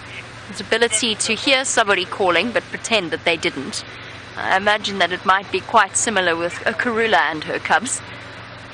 She will be waiting there patiently, calling to them, and hopefully tomorrow morning on the sunrise safari we will have a chance to catch up with her. I'm hoping that she remembers she has a deka there and goes to catch it and put it up, not catch it, it won't require any catching anymore, goes to fetch it and take it up into the jackalberry where she originally stashed it. And of course, as Deborah Armchair Traveller says, perhaps cherry on the cake would be a caracal. James Richard, I thought about the exact same thing, and I actually mentioned it to VM. Unfortunately, just in terms of distance, we're not going to get there before the end of the sunset safari, but I promise you that I will check that genet nest at some point in the next, probably in the next 2 or so days. I shouldn't actually promise because it's so sightings dependent. I could end up on Cheetah Plains, but James Richard is referring to a genet's nest that VM and myself found. I cannot work out if this is a bush baby or something else. If you zoom in a little bit, VM, I don't know if I can... What is that? Oh, it's a scrub hare. It's a scrub hare. It's slightly to the left of that. It's a scrub hare. Sorry, scrub hare. Okay, it's definitely not worth stressing over too much. I thought perhaps it was a bush baby on the ground. Definitely not as exciting as I was thinking. Not that scrub hares aren't, just that that view is not very good at all. But yes, I will check the genet's nest. I'm hoping we encounter it again. I must actually get hold of one of Brent's camera traps and set it up there and see if we're correct about my assumption that it's an actual nesting site. You might even get to see little genet babies. I've caught 5 baby genets on a camera trap before. A camera trap, by the way, is not an actual trap. It's a motion-censored camera. For those of you who think that I'm trapping genets, I'm not. It is a motion-censored camera that takes a picture when something goes past. And I've seen 5 baby genets with a mother before. Perhaps we could even see that. Who knows? But that is definitely something I will do over the next few days. Just depends on where we happen to end up at the time, at the end of the sunset safari when genets are popping out. I'm excited though. I think that would be amazing if we could sit with it for a long period of time and get it to relax with us and our presence. That would definitely be very special. And so we come up to the end of our sunset safari. What a marvelous sunset safari it has been. One way or another, by hook or by crook, I will be going to Anderson tomorrow morning. I've never seen him before. I'm hoping now that he's got the warthog up in the tree, he will still be there tomorrow, and I'll be able to meet him for the first time.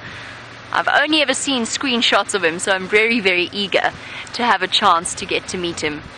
Heard so many stories, and I've tried so many times to track down the Anderson male. Definitely time to make his acquaintance. But we've had a marvelous day, so many different things to see, and of course the marvelous time spent with the Queen and her cubs, who will hopefully be there on the sunrise safari tomorrow morning. For now though, it's time to do our goodbyes and our thank yous. So a big thank you to VM for his wonderful camera work, and to Kirsty and Jerry in Final Control for keeping us under control. And most importantly, a thank you to all of you watching wherever you happen to find yourself. I do hope you've enjoyed this afternoon's sunset safari and that you are looking forward to many more. Until then, have a wonderful day. Happy Thanksgiving to our Canadian viewers, and we'll see you for the sunrise safari. Bye-bye, everybody.